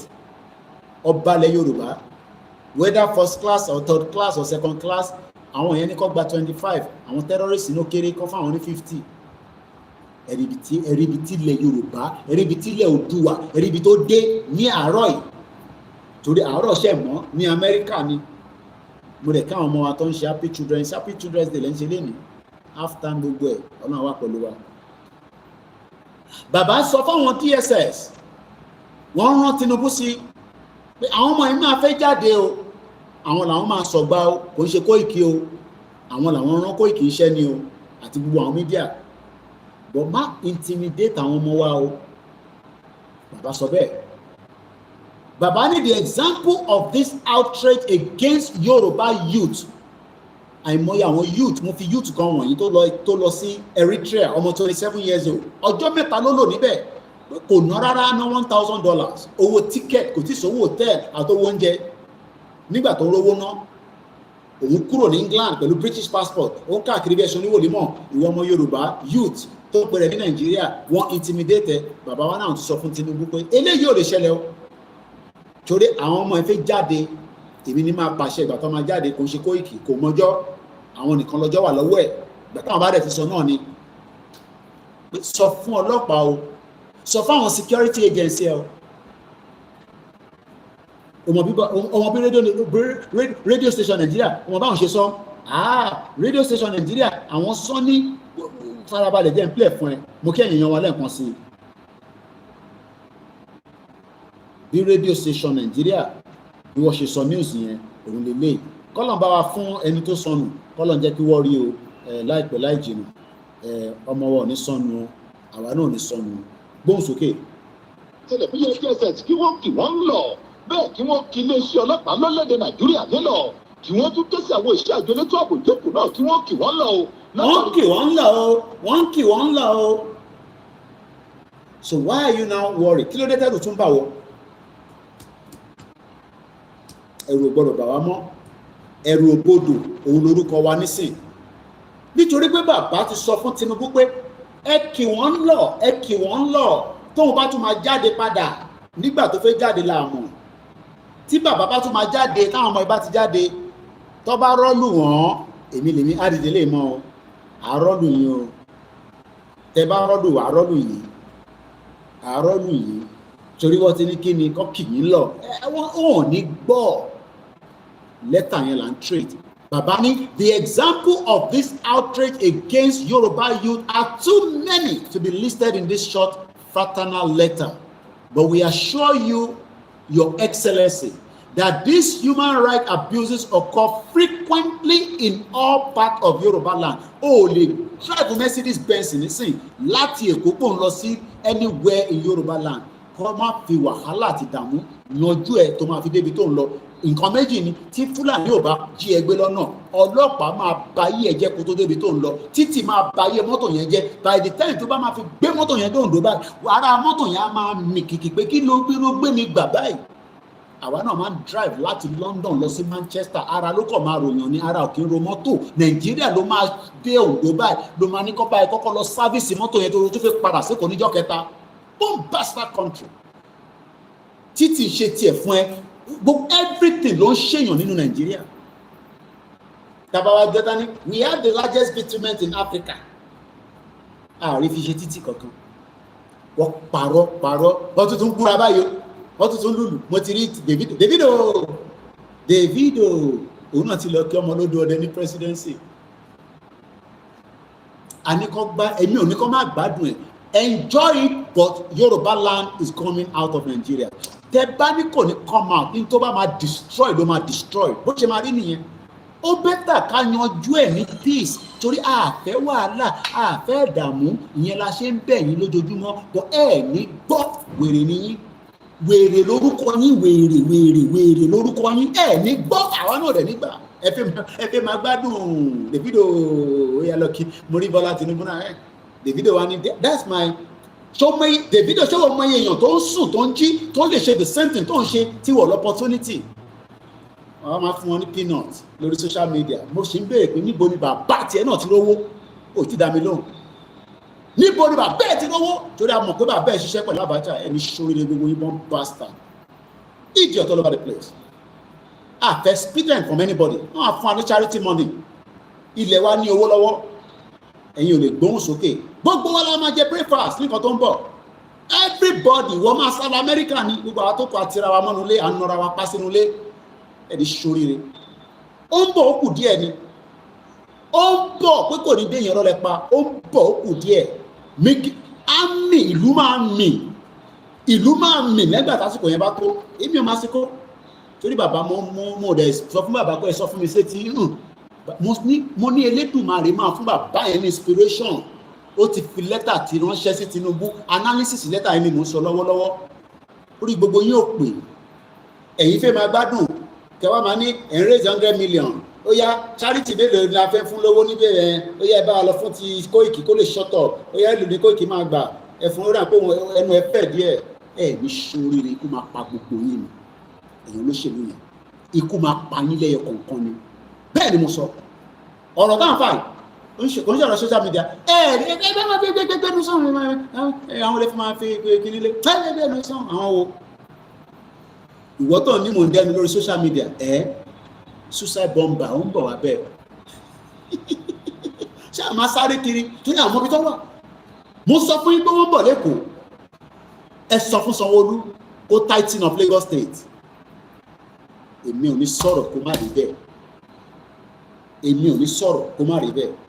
Ẹ sọ fún Sanwó-Olú kó tighten of Lagos State. Ẹ sọ fún. Ṣẹ̀rí Abuja àti Lagos, Port Harcourt. Ẹ jẹ́ ká padà sí lẹ́tà yẹn torí àsìkò.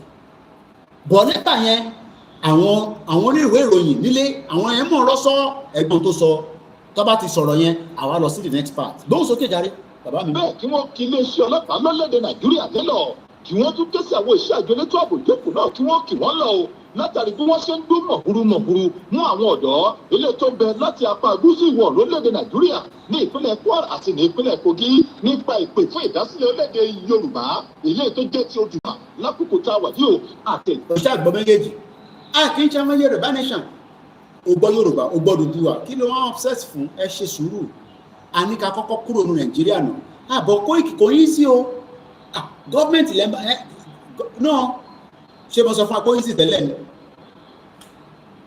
kí ló yín sí láyé ilé ayé gan ogun ní ilé ayé ìyẹn lolúkálukú ṣe máa ń so ṣòkòtò ẹ̀ dáadáa tàbá gba Yorùbá nation náà a máa mọ́nítọ̀ a máa ranjú kalẹ̀ báyìí lójú mi báyìí telescope a máa káàkiri báyìí nílẹ̀ Yorùbá trọ́ọ̀kì tó ń lọ yẹn torí àní Fúlàní mọ́ nísìnyí o ṣé kàn ṣe pẹ́ ń gbé kan jáde kí lẹ̀ ń gbé jáde níbẹ̀ yẹn ẹ̀skánẹ̀ Nàìjíríà ni wọ́n máa gbé kọ̀ǹténà dé láti abroad, kọ̀ǹténà tó ti scan tó sọ fún ẹ pé mọ́tò mẹ́ta ló wà ń bẹ̀, tó bá ti dé Nàìjíríà á di mọ́tò méjì, wọ́n wá máa béèrè pé mọ́tò mẹ́ta la gbé kúrò l'Amẹ́ríkà. We don't know about that o. Àwọn wèrè wọ́n ti yọ mọ́tò tó dáná ẹ̀. Mo rántí mọ́tò kan tá gbé wá, fáànù kékeré báyìí, wọ́n strip ẹ̀, kò sí nǹkan tó yọ tán lára ẹ̀. Ìlú òfò, ìlú jágbajàgba, ìlú wèrè, mú kí n mọ sí mẹ́kàbọ̀. Come bastard. Farabalẹ̀ bó sọ fún ẹ, ibi tá máa kà nísìn lẹ́yìn ìwé ìròyìn òun ni pé a ní right, bàbá ti rán Tinubu létí pé a ní right to self-determination and we are gonna come. Ìgbà tá máa jáde ọwọ́ bàbá ló kù sí, kò sí lọ́wọ́ anybody. Ojú kan ẹ tójú bá ń kan ṣe sùúrù, ojú kan gbogbo wa a ṣe sùúrù ni. Kọ́kọ́ farabalẹ̀ kó lọ download lẹ́tà bàbá, ó di nǹkan méjì. Wàá mú lẹ́tà bàbá dání sọ́wọ́, wàá tọ́jú ẹ̀ pamọ́, àti the good news path to prosperity, wàá mú ìyẹn náà dání sọ́wọ́ kejì, má fi jẹ̀bà. Torí Tinubu ò lè lóhun ògbọ́mọ́ nísìn pé ọmọ Yorùbá o ẹlẹ́tọ̀ọ́ sí self-determination. Tó bá lóhun ò ní lẹ́tà tó kọ sí ní April last year, eléyìí ti sọ pé ó mú confam wá, rédíò ti gbé nílé, ẹ bá gbóhùn sókè sáà. tó tẹ̀ wá lọ́wọ́ tó di ti fún tẹ̀dọ̀ ròyìn níbi tí aṣíwájú fún ikọ̀ náà ọ̀jọ̀gbọ́n Adebanji Akintoye èyí tó fi síta lánàá níbẹ̀ ni bàbá yìí ti ṣàlàyé wípé jẹ́ nǹkan tó kù díẹ̀ káàtó látàrí bí àwọn ikọ̀ ṣàgbélétò ààbò lórílẹ̀‐èdè Nàìjíríà bí wọ́n ṣe ń gba owó sábàámu ìyálẹ́wọ̀ àwọn èèyàn ilé tó jẹ́ àwọn ọ̀dọ́ ní apá gúúsù ìwọ̀ oòrùn ní ìpínlẹ̀ Kogi àti ní ìpínlẹ̀ Kwara ní pàtàkì jùlọ àwọn ọ̀dọ́ ilé tí wọ́n ní í ṣe pẹ̀lú pé wọ́n pè fún ìdásílẹ̀ orílẹ̀-èdè Odùduwà ìyẹn ní orílẹ̀-èdè Nàìjíríà. Bàbá Banji Akintoye ní ó ṣe pàtàkì fún ìjọba àpapọ̀ orílẹ̀-èdè Nàìjíríà láti fún kálukú lẹ́tọ̀ọ́ ẹ̀ níwọ̀n bá. The final straw of a máa bury Nigeria bẹ́ẹ̀ni whatever your interest of Nigeria àwa fẹ́ bury ẹ̀ look fẹ́ràn Nigeria down. Nigeria must be buried. It's a failed state. Ní sympathy fún wọn tó jẹ́ pé family ẹ̀jẹ̀ olóṣèlú ní sympathy fún yín o pé kò wá sọ fún wa pé torí family ẹ̀ wá o ṣe ní sentiment nípa Nigeria. Anybody that has sentiment about Nigeria wá jí ọmọ ẹgbẹ́ onírọ̀mọ ẹ nínú Nigeria yẹn tó bá jẹ́ pé family bí a rò pé àwọn náà wọ̀ pé Ọlọ́run tó tí ọmọ wọn fi sọnù láti October last year wá jí ọmọ ẹgbẹ́ wá jí family ẹgbẹ́. Idiot all over the place, wicked people. Tẹ́yìn bá wà comfortable inside the Nigeria tẹ́yìn wà yẹn ẹ̀dẹ̀ wà comfortable ẹ̀rí lọ ìlú gbogbo àwọn tó wà nílùú ẹ ti pè lájẹ̀ ṣègbígbà gbogbo wa máa ń lọlé àwọn táwa láti ìlú òkè alọ́jẹ̀bú alọ́ǹdó nígbà tá a bá ti pọ̀wó dáadáa ní Lagos state wa ṣé tó bá jẹ́ pé gbogbo state wa wà òkè ni ṣèbí Lagos akọ̀ lọ ṣe kékeré níbẹ̀ a máa padà sílé àti the mechanics in Lagos state bàbá ọjà ìyá ọjà a lè padà sí ilé wa gangan ní abúlé wa okay tell me when was the last time you visited your own village your hometown ẹ gangan pé mo ti fojú rí Fìdípọ̀tẹ̀ báyìí tó fi kì mí nínú orin yẹn ọlọ́lọ́mọ ọdún tí mo ti dé bẹ́gbẹ̀yìn. When was the last time you visited your village? Náwó sókè kó sọ pé Koiki shut up. I was still in my village couple of years ago. So couple of years lẹ́kọ̀ọ́ máa lọ sí village ẹ̀. Village ẹ̀ tó o mọ tó ń ṣẹlẹ̀ mọ́ nínú village ẹ̀ ló ń sọ pé ó lọ ní last year tí Fúlàní ti gbà. We are all in danger. Bàbá wa ní your excellency. Tinubu bá sí bíbá ìpẹ́ẹ́rẹ́ ọmọ bá sọ̀rọ̀. Bàbá ló ń pọ́n ilé mi ò pọ́n ilé ní bíbá ìkíní kàn mí pẹ́lẹ́ mi àti ẹ. Mo mọ̀ ẹ́ rí ni. Àwọn ọmọ Yorùbá ló rán mi sí wọ. Tẹ́tí kò gbọ́rọ̀ tí bàbá yìí sọ. Bàbá is kind tí bàbá dàgbà jù ẹ lọ kò sí nǹkan kan tó fẹ́ sọ fún wa nípa Nàìjíríà tàbí believe you are a liar. Ìrọ́ ló ń pa. Tẹ́fẹ́ jẹ náà wọn. Àwọn olùfẹ́ máa gbé ní gbogbo. Adéfìlà bá ṣe ya àwọn olùfẹ́ máa gbé ní gbogbo. Agenda western agenda ló gbé dání sọ́wọ́. Yorùbá máa bẹ̀rù ẹni tá ni wọ́. Àwọn tó ń dáná fún àwọn ní London. Ọlọ́run ló elevate débẹ̀. Ọlọ́run á gbé débẹ̀ tán òmùrùn ẹ òun láwa mọ́lẹ̀ gbàgà gbogbo ìyà ń jẹ gbogbo wa ó ti bọ́dà wọn wa ó ṣí bọ́dà fún wọn ní north wà ní ká fún ẹ ní respect mò ń bọ̀ wá fún ẹ ní respect orí ẹ̀ ò pé respect kọ́ respect ni ọmọ ẹ ló máa fún ẹ ní respect ọmọ ẹlẹ́jọ́ ń jẹ Nàìjíríà mo bá ń jẹ Nàìjíríà ni bomb bastard all over the place. Farabalẹ̀ kó gbọ́ bíbẹ̀ dáadáa nítorí pé tá a bá jáde tán kò má ní tí ẹ di tí a máa kàn ṣe mọ́ ni àtúgbàyọ níbi kejì. Your Excellency bàbá ló pọ́n ilé, in your exact position as the President of Nigeria and the major factor in today's international order, wàá ṣẹ̀wọ̀n Tinubu, wàá ṣẹ̀wọ̀n ó rò pé èrè ṣẹ̀wọ̀n wàá ṣẹ̀wọ̀n. Má tètè jẹ́ ká yanjú ẹ̀. Yugoslavia wọ́n bẹ̀ títí wọ́n sọ fún ògbọ́ràn. Wọ́n ní ajá tó bá máa sọnù kò ní gbọ́ fèrè ọlọ́dẹ, á sọnù wọ́n gbó dànù, kìnìún á pàdánù sínú igbó, kò tẹ̀ tó ní jẹ́ ẹyẹ ilé ló máa jẹ́. Wọ́n sọ fún ẹ pé Nàìjíríà ò gbádùn mọ́, Nàìjíríà disease tó wà lára Nàìjíríà ti pọ̀ jù, kò ní disease lára. Ni arákùnrin sọ fún wa pé ìwọ ọmọ Yorùbá Koiki sọ fáwọn ọ̀yàn o, Nàìjíríà ò lè ṣiṣẹ́ o. Gbọ́n tó sọ lẹ́ẹ̀kan sí, gbọ́n tó sọ. You go in northern Nigeria, there are 5 people willing to teach these boys Islamic school, Quran. There are 10 people willing to teach them everything they need to learn about Islam. Why isn't there anyone willing to teach them anything else? So when I brought that up, some people were like, I had people going, it will never happen unless I have to teach them Islamic curriculum in the schools. I said, you don't understand. Northern Nigerians are against the idea of changing the trajectory and the outcomes of Al-Majiris. They say Al-Majirenchi, which is what it is embedded in our culture. And here's the thing, no, it's not. And as a Muslim, it's haram. I fucking said it. Any northern Nigerian that wants to step the fuck up, do it. It is haram. Because you are not out. America,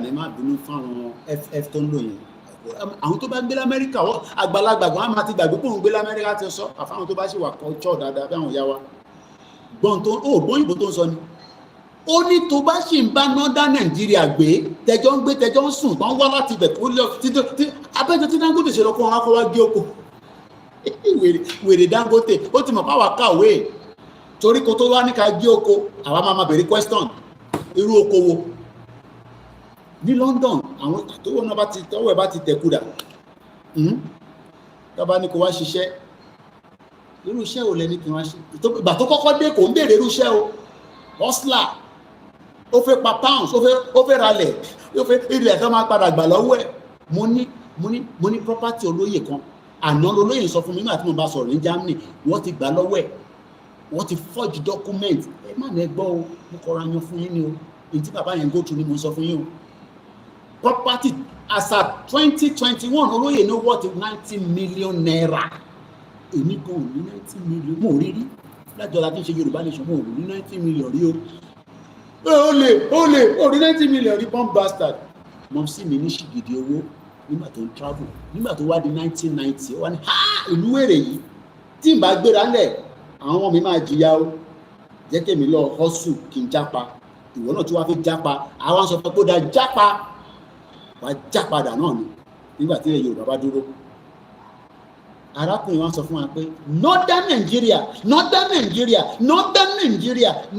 Nigeria kò lè progress o tí gbogbo yín bá ṣe wà together nítorí pé tẹ́yìn bá ń sọ pé ẹ fẹ́ lọ sí space tí mo kó àwọn boys ìjọ nísìn kó yá ká jókòó coding northern Nigeria wọn sọ fún mi pé Allahu Akbar ashhadu an la ilaha illallah ashhadu anna wọ́n máa wọ́n dẹ̀ pé bọ̀ muslim wà lára tiwa náà tó fẹ́ lọ àwọn lọ sí space book na haram in tó sọ nìyẹn you cannot live with this nonsense ó ní Hausa lòun ó ní a break away from this shit whole country ọmọ Yorùbá tó ní no Jagaban 2026 ẹ̀rí lẹ́gẹ́ Miami in tó máa jẹ́ ló máa pa gbogbo àwọn yẹn gbóhùn sókè brother mi òun sọ títọ́ ti gbé l'Amẹ́ríkà rẹ̀ gbóhùn sókè ẹ fún mi lómi èèyàn kan tẹ̀ sẹ́ndì mẹ́sẹ̀jì kan láti February mo ṣe rí ni bí àgbà tá à ń ṣe program bàbá Akintoye birthday yẹn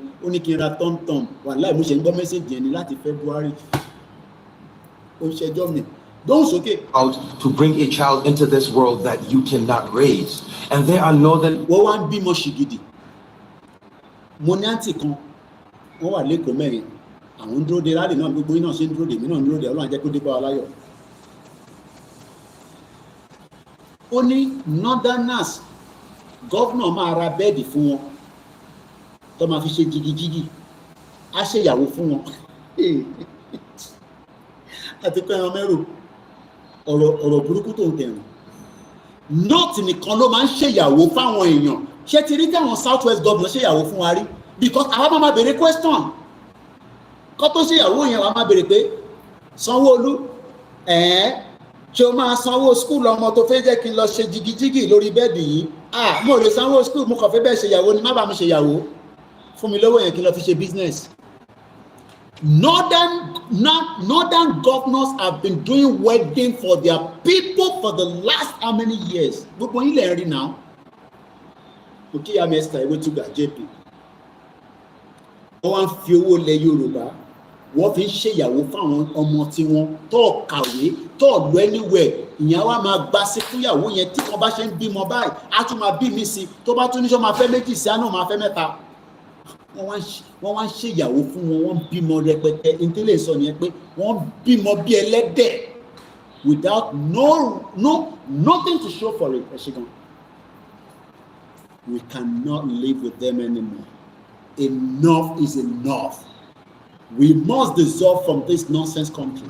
Ṣọdá àwọn tí wọ́n bí ní north yẹn àwọn ló ń padà bọ̀ ní south west tí Dangote ní ọmọ wa gé oko tí Dangote bá sọ fún ọmọ Yorùbá kó máa gé oko á kọ́kọ́ béèrè pé ṣáàdà la máa lo àbí tractor a máa béèrè question bọ̀ àwọn tó lọ kó wáyé àwọn jihadis ó kó wọn sínú ilé nísìn kò tí ì pé 1 week la gbọ́ pé wọ́n jíyàn gbé ní Kòròdú mọ́ sọ pé àwọn lọ́lọ́ jí wọn ní Kòròdú o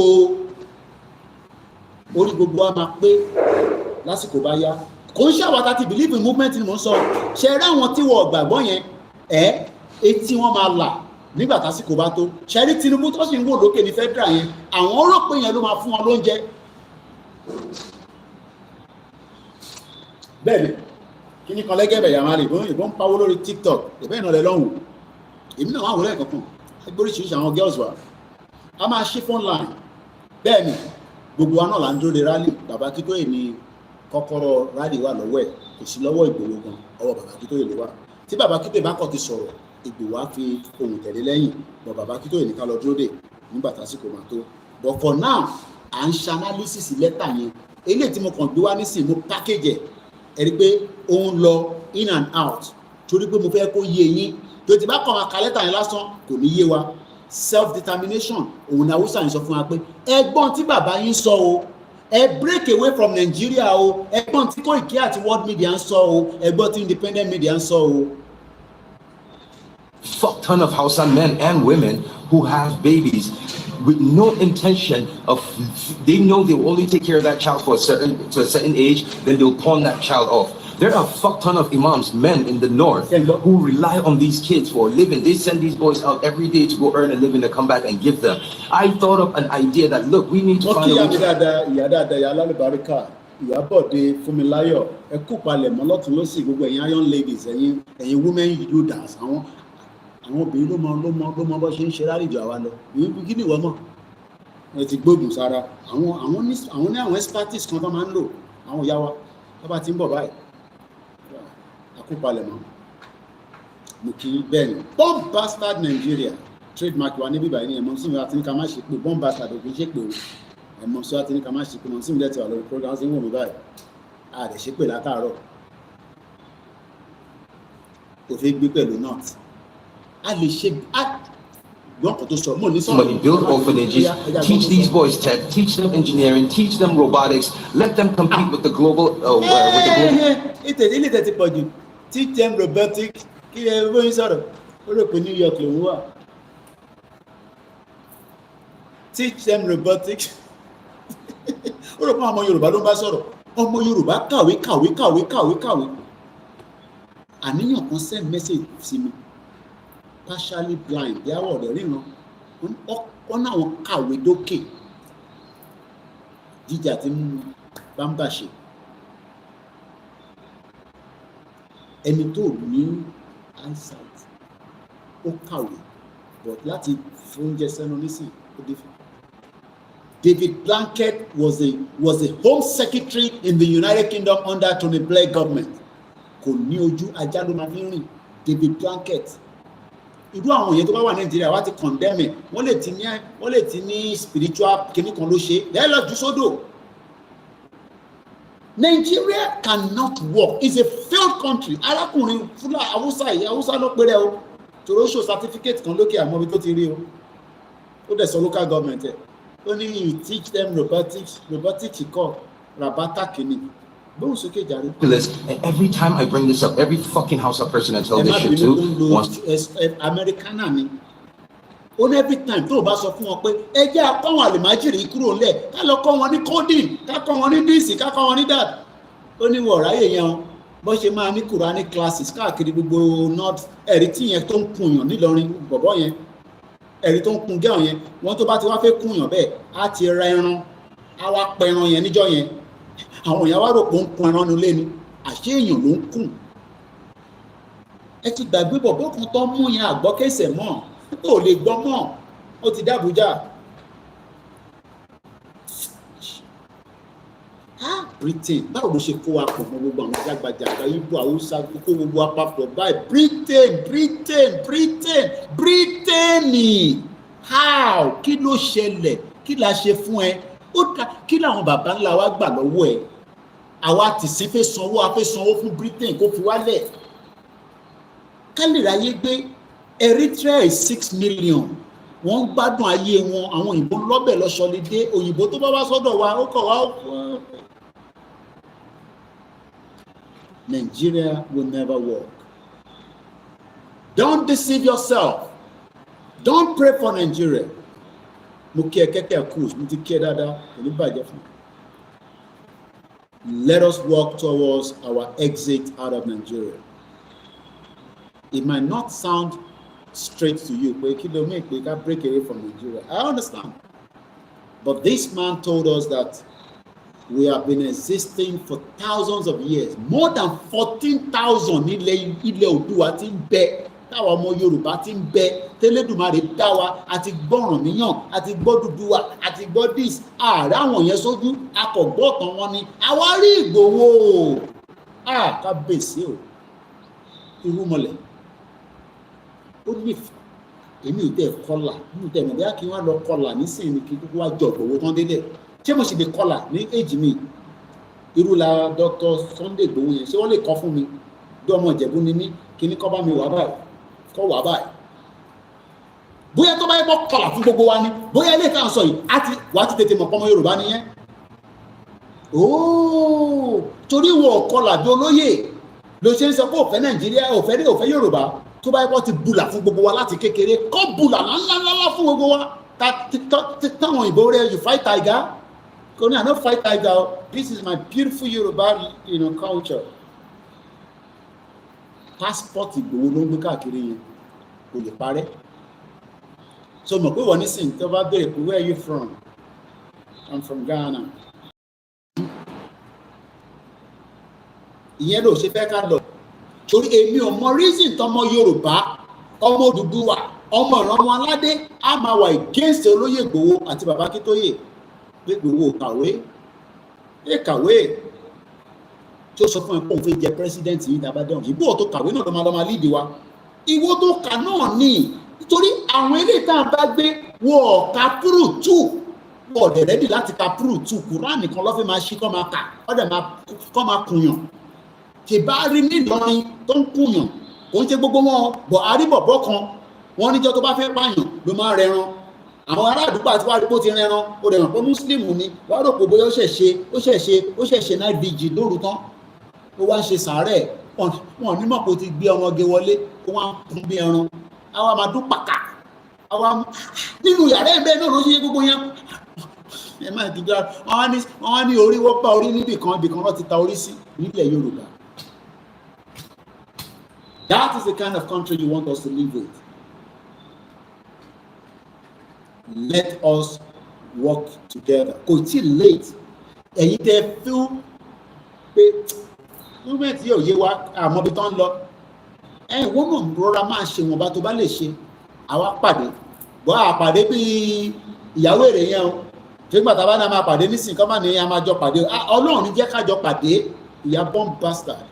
Is Abdulrahman èmi ò rántí orúkọ ẹ̀ ní mo fẹ́ jẹ́ ká pè wọlé aago mẹ́ta 3 hours ẹ̀rẹ́ ti pé mo fẹ́ ká jọ gbọ́ fídíò ìtàn délé. They say it's not going to. They are vehemently against this. So I need you to understand, I need to ask you, how will Nigeria as a fucking country compete with the likes of Ghana? Mo lẹ́kọ̀ọ́ àwọn Amẹ́ríkà kì í fọ̀rọ̀ sọ èmi ò lè tún sọ mọ́ torí ó ti lo swell word. How will Nigeria as a F country compete? Ó tẹ̀ ń dárúkọ Ghana mo ń bá ń kú mi sọ̀rọ̀ wọ́n nígbà táwọn máa ń lọ nígbà pé lóyè náà ló ń bá mi sùn kọ́kọ́ táwọn máa wá kú tọ́nu wọ́n ti sọ yẹn fún mi ti pẹ́jọ́ kan gbogbo táwọn bá wá fira mọ́tò tó bá fún ọmọ Benin ní 5,000 naira á dọ̀bálẹ̀ fún ó fún ní 5,000 naira ọba nìyẹn tó mọ ẹ tí wọ́n ń ṣẹ́wó nísìn tó bá kó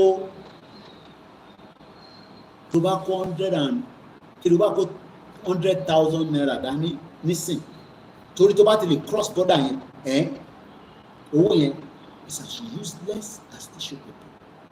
ṣe bó yẹ kó máa progress ni tó bá yẹ pé lóòótọ́ pé ó ń take time ó yẹ kó máa progress báwo ló ṣe wá decline rapidly? It's because àwọn tájọ wà nú ẹ̀ ìbẹ́ ara ẹ̀ náà ni Yàyà Bello ara ẹ̀ náà ni gbogbo àwọn tó wà tó jẹ́ gọ́fúnà wọn lókè lọ́hùn. àwọn kọ̀dọ̀ tiwa náà dẹ̀ ti mọ̀ pé ìgbà táwa náà tó bá ti fún wa ní ó yá ẹgbàá ń bẹ̀ yẹn agbódàrú nìyẹn. Africa, Malaysia, Singapore, Indonesia, when the northern Nigeria is part of Nigeria. The most fucked up thing I'm going to have to say as a Hausa man is, for Nigeria to advance, they have to get rid of Hausa. They have to get the north. For Nigeria to continue, you got to get rid of Hausa people. Now, shall I get rid of Hausa? I get the hell out of Nigeria. Oh, if I get out, no problem.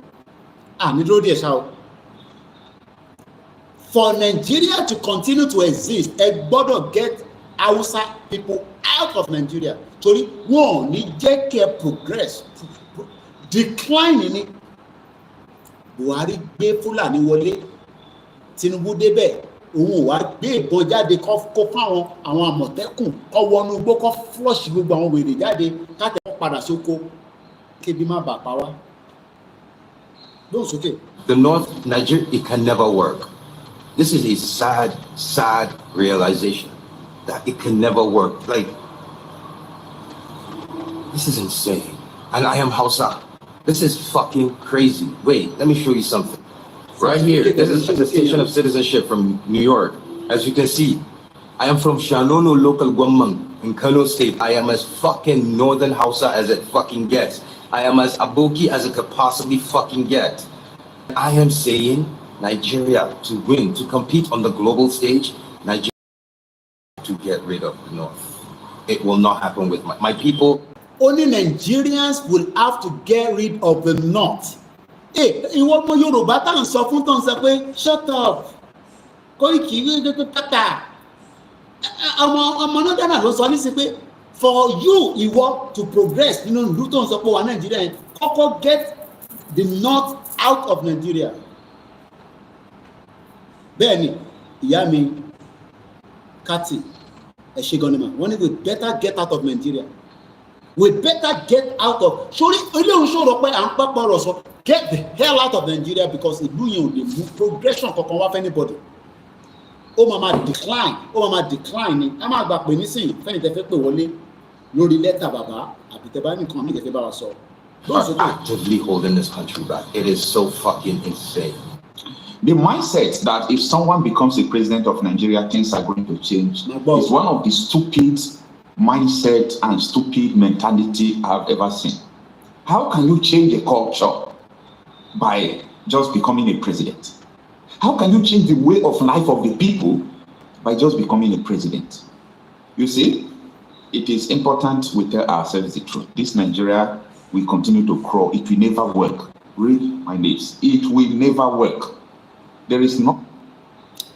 As we go back to that letter, the line is open and we'll probably run it. Part 12. I think we should slow down I will give a few more minutes about record. But àwa padà wá, tá bá padà wá, bí alálẹ́ ni o, lẹ́ni náà ni lágbára Ọlọ́run fún mi ní strength.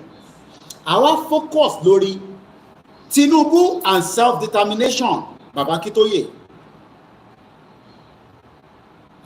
Reason tá ṣe ń prepare letter yìí sí mind ẹ̀yin ni pé so that kó má di pé ìgbà tí bàbá bá ti ní ká lọ jáde kó má tún máa sọ pé Tinubu ń bọ̀ wá pa wá o, Tinubu máa ṣe báyìí o, wàá ti gbọ́ àgbọ́yé. Ṣé wàá dáhùn tó gbọ́ yẹn má máa sọ pé wọ́n gbọ́. Bàbá Akintoye ti send message sílé, àwọn radio station ti sọ̀rọ̀ lé lórí pé bàbá wa lànà emeritus professor ó ti survive. So when we come back, just this point I will be coming from. Your Excellency, in your exact position as the President of Nigeria, but I'm at the call because call team board.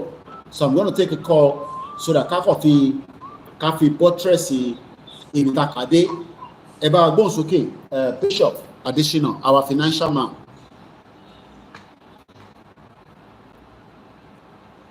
Gbọ́yìn o. Okay.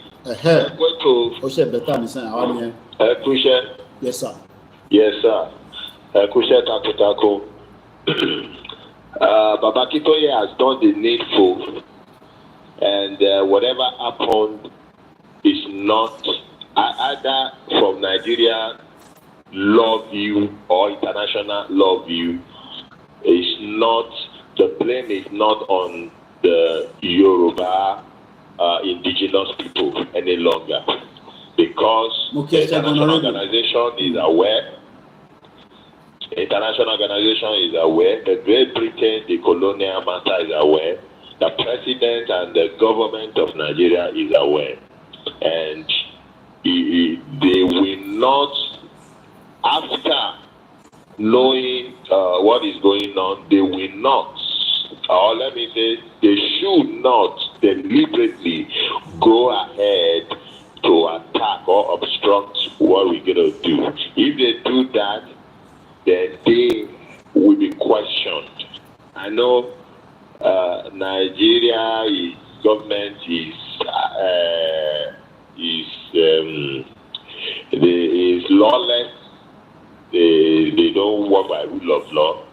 But at this point in time, when they are incapacitated, whatever they do is exposing their illegitimacy to the rest of the world. UN only welcome Nigeria government money United Nations. Only welcome other country that is stop Nigeria including Nigerian government official, military officials. No.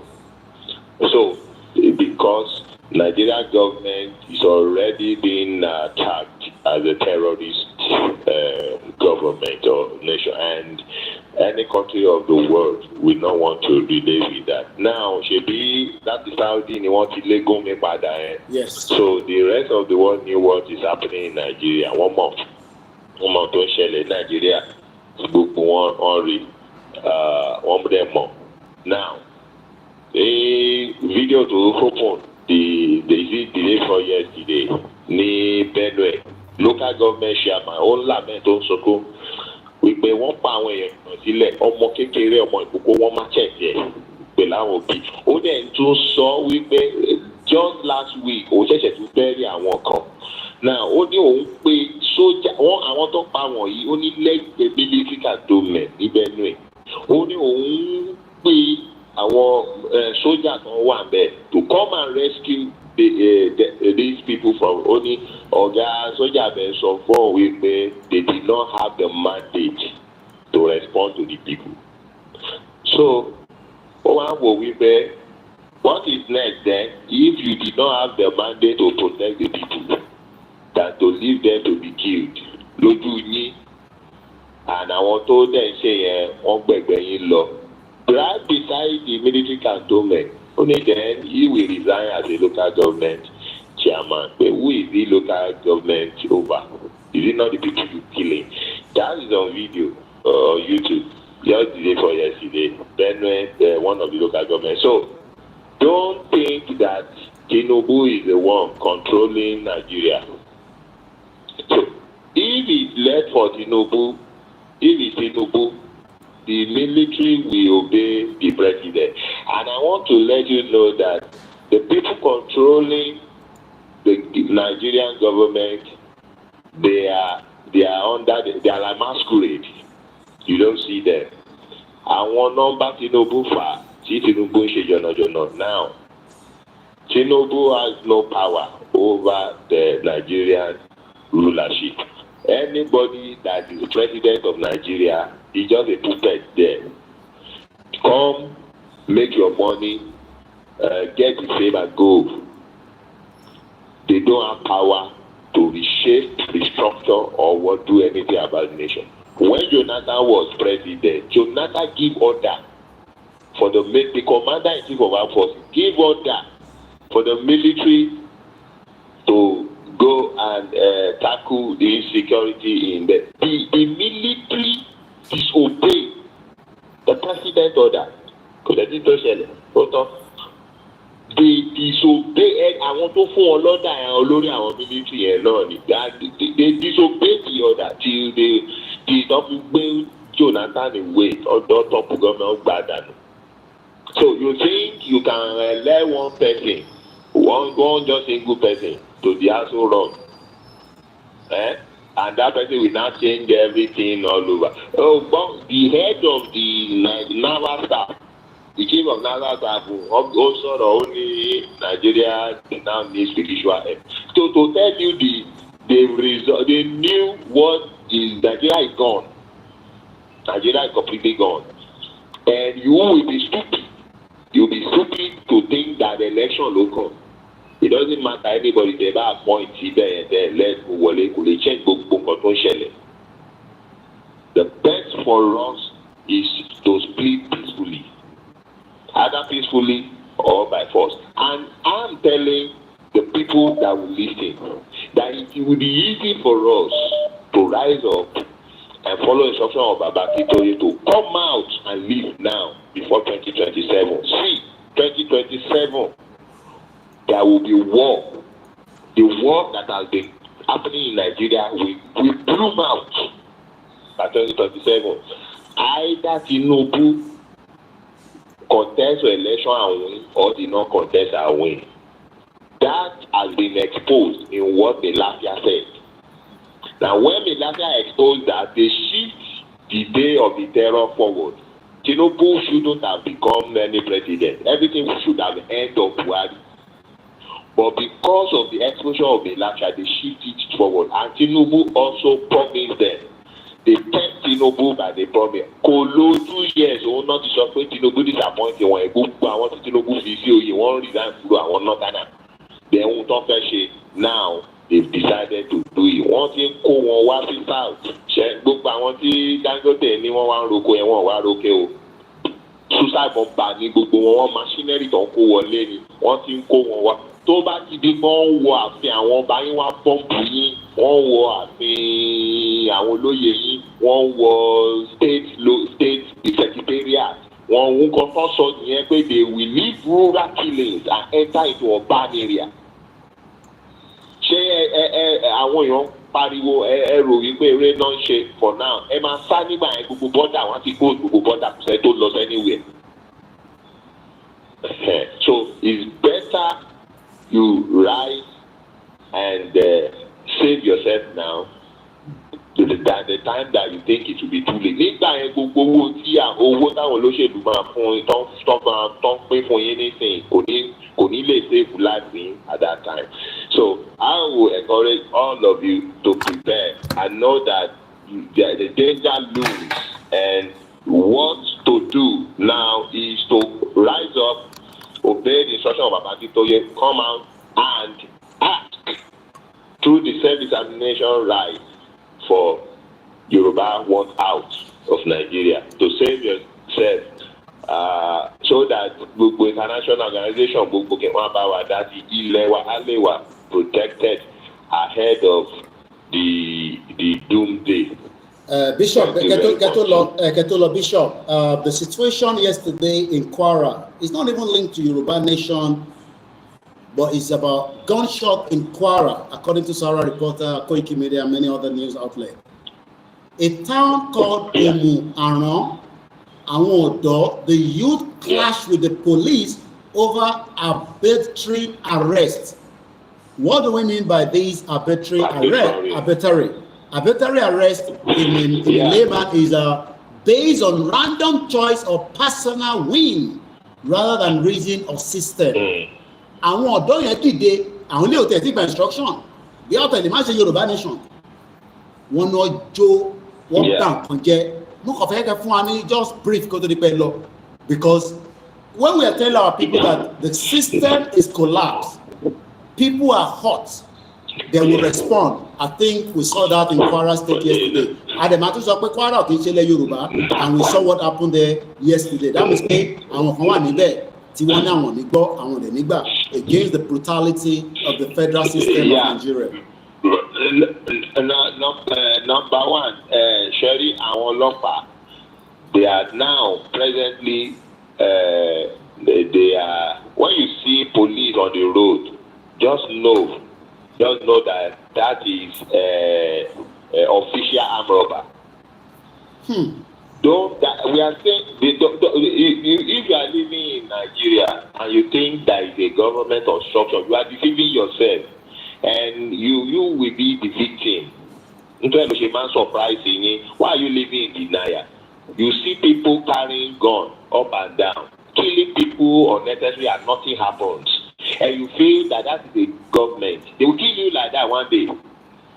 So when you know that this is a lawless state,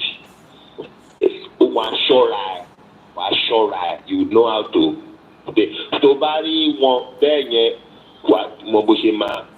Relate or save yourself out of. Don't expose yourself to danger for now. Don't expose yourself. Don't let anybody kill you for fun. Only can get ready. The police, they don't report to anybody anymore. Even the IG of police did not have power over the boys.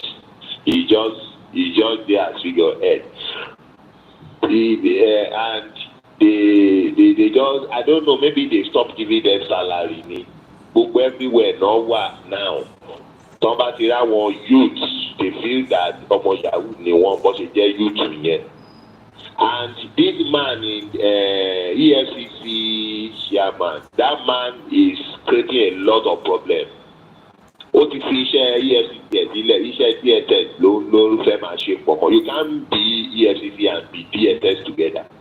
DSS is intelligence and information. EFCC is into any financial crime. Now, people did not commit any financial crime. They didn't. You just suspiciously have been ready. In fact, people say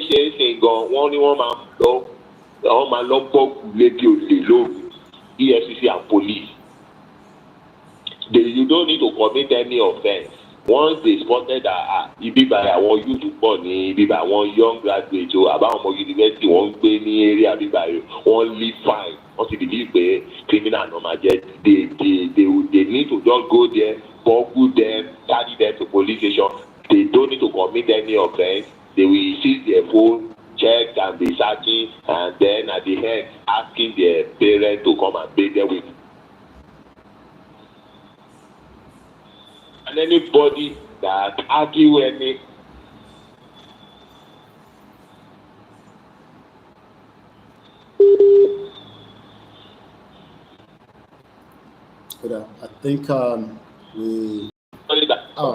I think there was a network from the bishop there.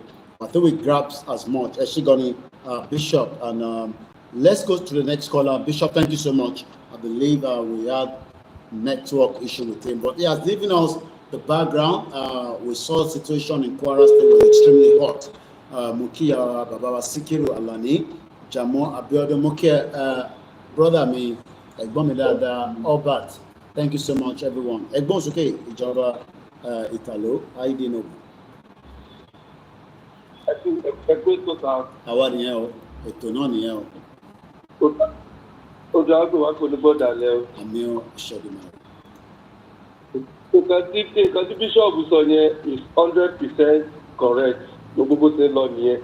so lórí nǹkan tó ṣẹlẹ̀ lánàá yẹn òmù àrán ni ìlú mi lè nìyẹn ìlú wa nìyẹn. so kí ló ṣẹlẹ̀ kí nǹkan tó ṣẹlẹ̀ tẹ́lẹ̀ brief wa.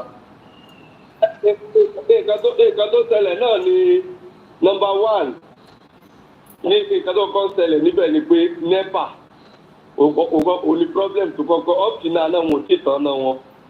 bíìlì tí wọ́n ń gbé wá ẹ̀sọ́ business bill ni wọ́n ń gbé wá ká máa gbé ilé wá ká máa gbé 40 something thousand ká máa gbé wá.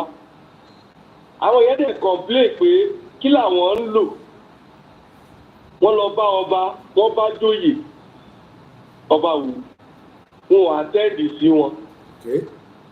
wọ́n ní kọ́ àti kọ́ máa sọ̀kan tí wọ́n sọ báyẹn gbẹ̀gbà jẹ́ pé ọba ó wà ó ń gáìdì wọn.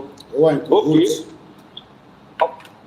àwọn yẹn mú mọ́ra wọ́n sì ń ṣe bó ṣe wù wọ́n. so kidnapping case dẹ̀ ti wá pọ̀ ńlẹ̀ tó jẹ́ pé kidnapping case kẹ̀. òmù àrán yẹn ń ṣe kákàrí gbogbo Kwara ń ṣe a ní àlọ́tọ̀ Fúlàní tó jẹ́ pọ́tẹ̀ ìmí gan ti di Yorùbá tẹ́lẹ̀ differentiate. so wọ́n lọ́kàn wá sí pé wọ́n máa jíyàn gbé ni àwọn èèyàn ò lè lóko mọ́bọ̀ tó yìí ń wálé wá jíyàn gbé wọ́n complain yẹn títí sí kábíyèsí ó gbé gbèsè nìkan lé lórí kò sọ fọ́lọ́pàá kò sí kankan. so nǹkan tó wá bọ̀ sí everything sí ni pé ọba wa lọ sọ fún àwọn ọlọ́pàá pé àwọn boys tí wọ́n ṣe yahoo wọ́n pọ̀. so ibi tí problem ti wá dé nìyẹn o àtẹni tó ṣe yahoo o àtẹni tí ò ṣe yahoo o àwọn ọlọ́pàá tó yẹ pé wọn ò lè pè pé kí wọ́n bá wọn wá sọ ìlú kí wọ́n bá wọn wá kọ́ ọlọ́pàá wá torí àwọn ọmọ pé àwọn yahoo boys.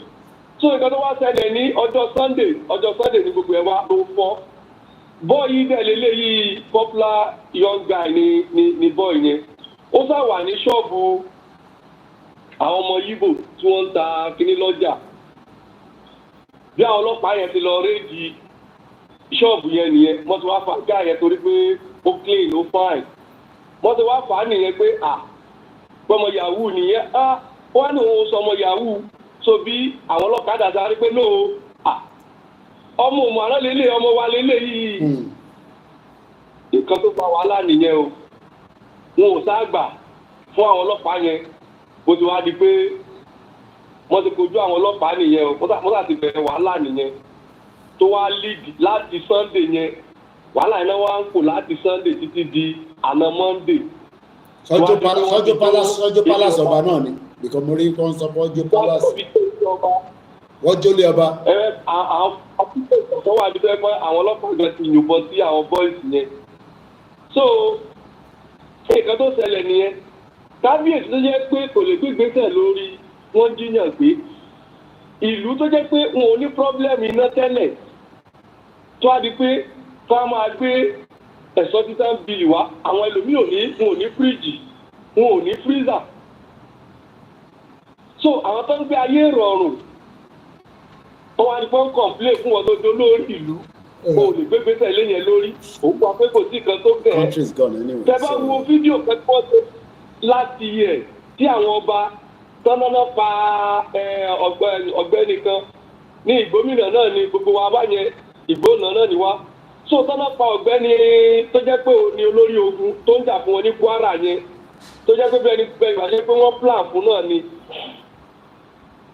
fẹ́rẹ́ ti incident yẹn. mo rántí. ọba òmù àrán òun wà lára àwọn tó wá bẹ̀yẹ tó wá ń ké pé wọ́n ti fẹ́ di gbogbo èèyàn gbé tán nílùú òun o tó á jẹ́ pé dìse mọ ọba yìí náà òun ló fara ẹ̀ lẹ̀ fún ẹ̀míà Ìlọrin kán máa ṣe bó ṣe wù wọ́n lórí àwọn èèyàn gbogbo Kwara tá a dẹ̀ ń sọ yìí náà Yorùbá ní gbogbo wa kò sí gbogbo pé kí ẹ̀gbọ́n ti fi wá sí North Central ara gbogbo nǹkan tá à ń sọ pé àfẹ́ lélẹ́yìí ẹkún wá sí North Central only 3 local government tó wà ní Ìlọrin kò tún ṣe pé kí lorúkọ ẹ̀ kò tún ṣe pé 4 local government ló wà ní Ìlọrin ó ti pé Fúlàní ò ní local government kankan tó wá ní pé torí pé wọ́n fi Sùlùgàbàrí jẹ kí lorúkọ wọn fi jẹ́ ní àwọn tó á jẹ́ pé olówó dàrẹ́tì àti Ìlọrin àti Kogi máa yí olóòdì stop everywhere o ní Sùlùgàbàrí Ìlọrin yẹn. Oye. Tó á jẹ́ pé onígbogbo wọn lọ́wọ́ fẹ́ máa wọ́rí fún lọ́fẹ́ máa tẹríba fún. Torí ẹ̀ òun ò jẹ́ kí wọ́n ti sọ látijọ́ ẹ pé ìwé bí Fúlàní ṣe ń dà wọ́n láàmú tó torí ẹ̀mí àyẹn ni o. So nǹkan tó kàn fa wàhálà yẹn òun nìyẹn. So èmi ò tí wàá gbọ́ bóyá ti resolve ẹ̀ tọ́jú àwọn ò tí resolve ẹ̀ but Ọbaṣá ti sá kúrò nílùú wọ́n dẹ̀ ti jó pálásì ẹ̀. So bóyá tó wá padà wá o. Ìyẹn ló ń pè ní eriwo yà nìyẹn gbogbo ẹ̀ ti yà báyìí. Tàbá sọ fún àwọn ọba máa sá lọ àwọn èèyàn máa rò pé rọ́ ni àwọn òkúkú wà ìfọ́ pẹ̀lú ìtàn ṣe mẹ́rin nísìn wọn bá ti yá dànù nígbà tó bọ̀ fẹ́ jẹ́ kọ́kọ́ lòun. Bára kan tá a sọ lọ́rọ̀ àwọn leaders wa nìyẹn ẹ̀yin lẹ wà ní position táwọn èèyàn fún wọn yín ẹ ń gbọ́ kan táwọn èèyàn ń sọ ẹ mọ̀ máa rò pé bóyá pé ẹ̀yin ni alpha àti omega bọ̀ tí wọ́n là bá délẹ̀ tán sí i ilé dúró kẹ ẹ wò ó Yorùbá ní kan tá a sọ pé péré yìí náà ṣé tí wọ́n lè bá délẹ̀ ṣé àwọn lè dúró. So ìkẹ́kẹ́ ló ṣẹlẹ̀ yẹn sí i tó jẹ́ pé gbogbo ìlú ó ti dàrú mọ́ lórí tó bá wá bí dáàsìkò náà sọ pé òun fẹ́ gbàbẹ̀ lọ ó fẹ́ sọ̀rọ̀ sáwọn èèyàn bóyá wọn ò ní sòkò pa because ó yẹ ká máa ronú mọ́ pé tí kan bá tiẹ̀ dàrú ṣé màá lè lẹ́nu ọ̀rọ̀ à ń bá wọn olórí Yorùbá sọ náà sí i ká gbọ́ kẹ́kẹ́ ká jókòó ìpàdé àlàáfíà báwo la ti fẹ́ yanjú gbogbo kan tó wà nílẹ̀ yìí sí i wọ́n ti fẹ́ nígbà tó jẹ́ pé after God àwọn ni kò tẹ̀ sí anybody tó ní monopoly to violence. Bẹ́ẹ̀ni Ọlọ́run fún ẹ ṣé gan ni bàbá mi ó gbọ́dọ̀ máa tọ́ ọ̀gá yìí. ẹ ṣé gan ni adúpẹ́ well àti gbọ́ update direct from àwọn ọmọ ìlú nípa tó ṣẹlẹ̀ so kọ́ máa lọ sọ pé àbí Koiki ló ti lọ ń da ìgbé tó ń pè ní Kwara rú ẹ ṣé gan ni bàbá wa mo kí yín lọ́gọ̀ ẹnu nílé jù báyìí lọ I'm also tired because I've been up very early I need to go for my little bit of relaxation now and then at least later on we'll come back and we'll do the second part. Libya police and army don't carry gun except special duty. Only Oba Fake, Mr. Bayomi, Mokiyawa, Dupe Ojo, Oladosu, Sasi, Eshigoni. We are waiting for you, Eshigoni, as we are going to wind down so that I can then have the strength to come back later. We're going to have a copy of the letter tí Baba sent sí President Tinubu. Mo ti lọ adjust the website wa koikimedia.com so that ẹ bá ti click lórí ẹ̀ ó máa gbé lẹ́tà yẹn wá síwájú yín ẹ̀ lè miss ẹ̀ ó wà ní first interface of the website www.koiki media media together one word.com so that kẹ́hìn náà lè ní copy lẹ́tà yẹn ni a ti ń ṣe analysis in the last 3 hours 31 minutes. What we have normally done in such a case is adjoin it together with other activities of what is happening. But the most important thing is, when is it going to happen? We wait patiently for the announcement from the leader of the movement at the time when he will come and address us. But for now, a letter has been addressed to Tinubu. It is important that the letter torí pé ó ní gbogbo activities tó fi ń pè ní pé a fẹ́ lọ ṣe rally kan là ń sọ̀rọ̀ ẹnìkan all we are talking about a fẹ́ gba country nìkan kan ṣe rally yẹn is pé a fẹ́ gba country ní message tí bàbá sẹ́ǹsì Tinubu and to warn him that care has to be taken pẹ̀lú àwọn ọmọ Yorùbá o ìwọ nìkan kọ́ ló máa fẹ́ try pé ò ní gbà àwọn tó try ẹ̀rí wọ́n bá lọ ní o Yugoslavia wọ́n bẹ̀ títí wọ́n bá sọ ní kọ̀rọ̀ wọ́n bá sọ ní gbangba ó lóun ò gbọ́ lénìí òun fúnra rẹ̀ ó ti dẹni ìtàn ó ti kú Yugoslavia tó fi jẹ́ kó pín yẹn ó padà pín náà ni so and that is why we are saying to our politicians wa ẹ lè dá wa dúró mo kí lẹ́ǹkan sí àwa Dúpẹ́ Òjó gbogbo ọmọgbọ́lá àwọn ọba mo kí gbogbo ẹ̀ńtẹ́ wà lórí Twitter space, Facebook, Mr. Shodeyinde ẹ má gbàgbé ẹ ràn wá lọ́wọ́ ẹ support platform wa so that ká lè máa ní resources to work with. If a media doesn't have the resources to work with, it's kind of a very difficult one because you need resources to continue to work with. Gbogbo ẹ̀yin tẹ́ ti ràn wá lọ́wọ́ torí àwọn òfin ṣeré ní platform yìí, because I know definitely that you are doing so much with all other areas of life, but the ones that you are doing on this platform goes a long way. Torí I will rely on the social media income that is coming from YouTube or Facebook, or I think those are the only two. We rely on you, the public. Oh, they were ethical that you either wants to allow Tinubu to pay me, which we don't want, or we come to the public and say, fund these media. So tabanja de ta ni ke fún wa lówó torí pé a fi lọ bá any of these bombastic politicians tí mò ń bú lójoojúmọ́. Tó bá fún mi lówó gbàgà báyìí, Túndé Ednut ló máa kọ́kọ́ show screenshot ẹ̀ àti Linda Ìkejì àtàwọn tó kù. Ẹ wá máa wonder pé so bàbá yóò tẹ̀ ní dignity. So ó better kí dignity wa kó wà láàrin mi àtẹ̀yìn. And it's a media and kì í ṣe blogging channel. This is a media organization. Aláwọn tí à ń fún ní salary. Aláwọn staff wa tẹ́ pé gbogbo wọn nísìn, they are well equipped at least to the standard of pé wọ́n lè rán wọn lẹ̀. It's costing me a lot, but ó better ká dín wọn bẹ́ẹ̀. Ẹni máa ka blog wa, ẹ̀yin tẹ́ máa ń béèrè pé kí ni Yorùbá Nation ṣe pẹ̀lú òun ṣó nǹkan míì bí understand tó ń pè ní media. Àwa la gbé media mi sílẹ̀, èmi àtàwọn management ni pé ká fi ṣe Yorùbá Nation, kò ń ṣe bàbá Akintoye ló ní kí n gbé sílẹ̀, kò ń ṣe Olóyè Ìgbòho. Èmi fúnra mi ni mo ní ní ṣe nǹkan kan míì, bọ̀kọ̀ wa míì pa ni máa report other news tó ń ṣẹlẹ̀ even within Nigeria and internationally. But mo understand most of you will need a lot of orientation ká lè gbé yín débẹ̀. But the book of what we do here is talking about self-determination. Mr. Bamidele, the politicians and the elders of Yoruba land believe in police guidance. When it would happen, okay now, well, police has nothing to offer because the system has failed. Muki Dizima 1, 2, 3. Muki Antawalori Mixela, Muki our great solution. Hopefully I will have time to join the prayer this evening. I'm very tired. I've been up since early hours and I have the time now to go and have a bit of rest. Thank you so much. As we are waiting, let's continue to mobilize. Mobilization is not yet over.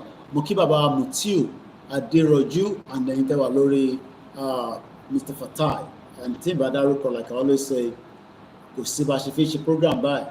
We will always miss one or two people. Mokibaba family may not lot to see. My name is OLAYOMI KOIKI, and this is where we will end the broadcast this particular afternoon. Enjoy the rest of the day, but remember, freedom is not something like Obi. Obi, how are you? Toma Paje, Toma Dabai. Oya Ontoye. Mokibu Walen Konsi. Koikimedia bringing the work closer to your doorstep. Bye for now.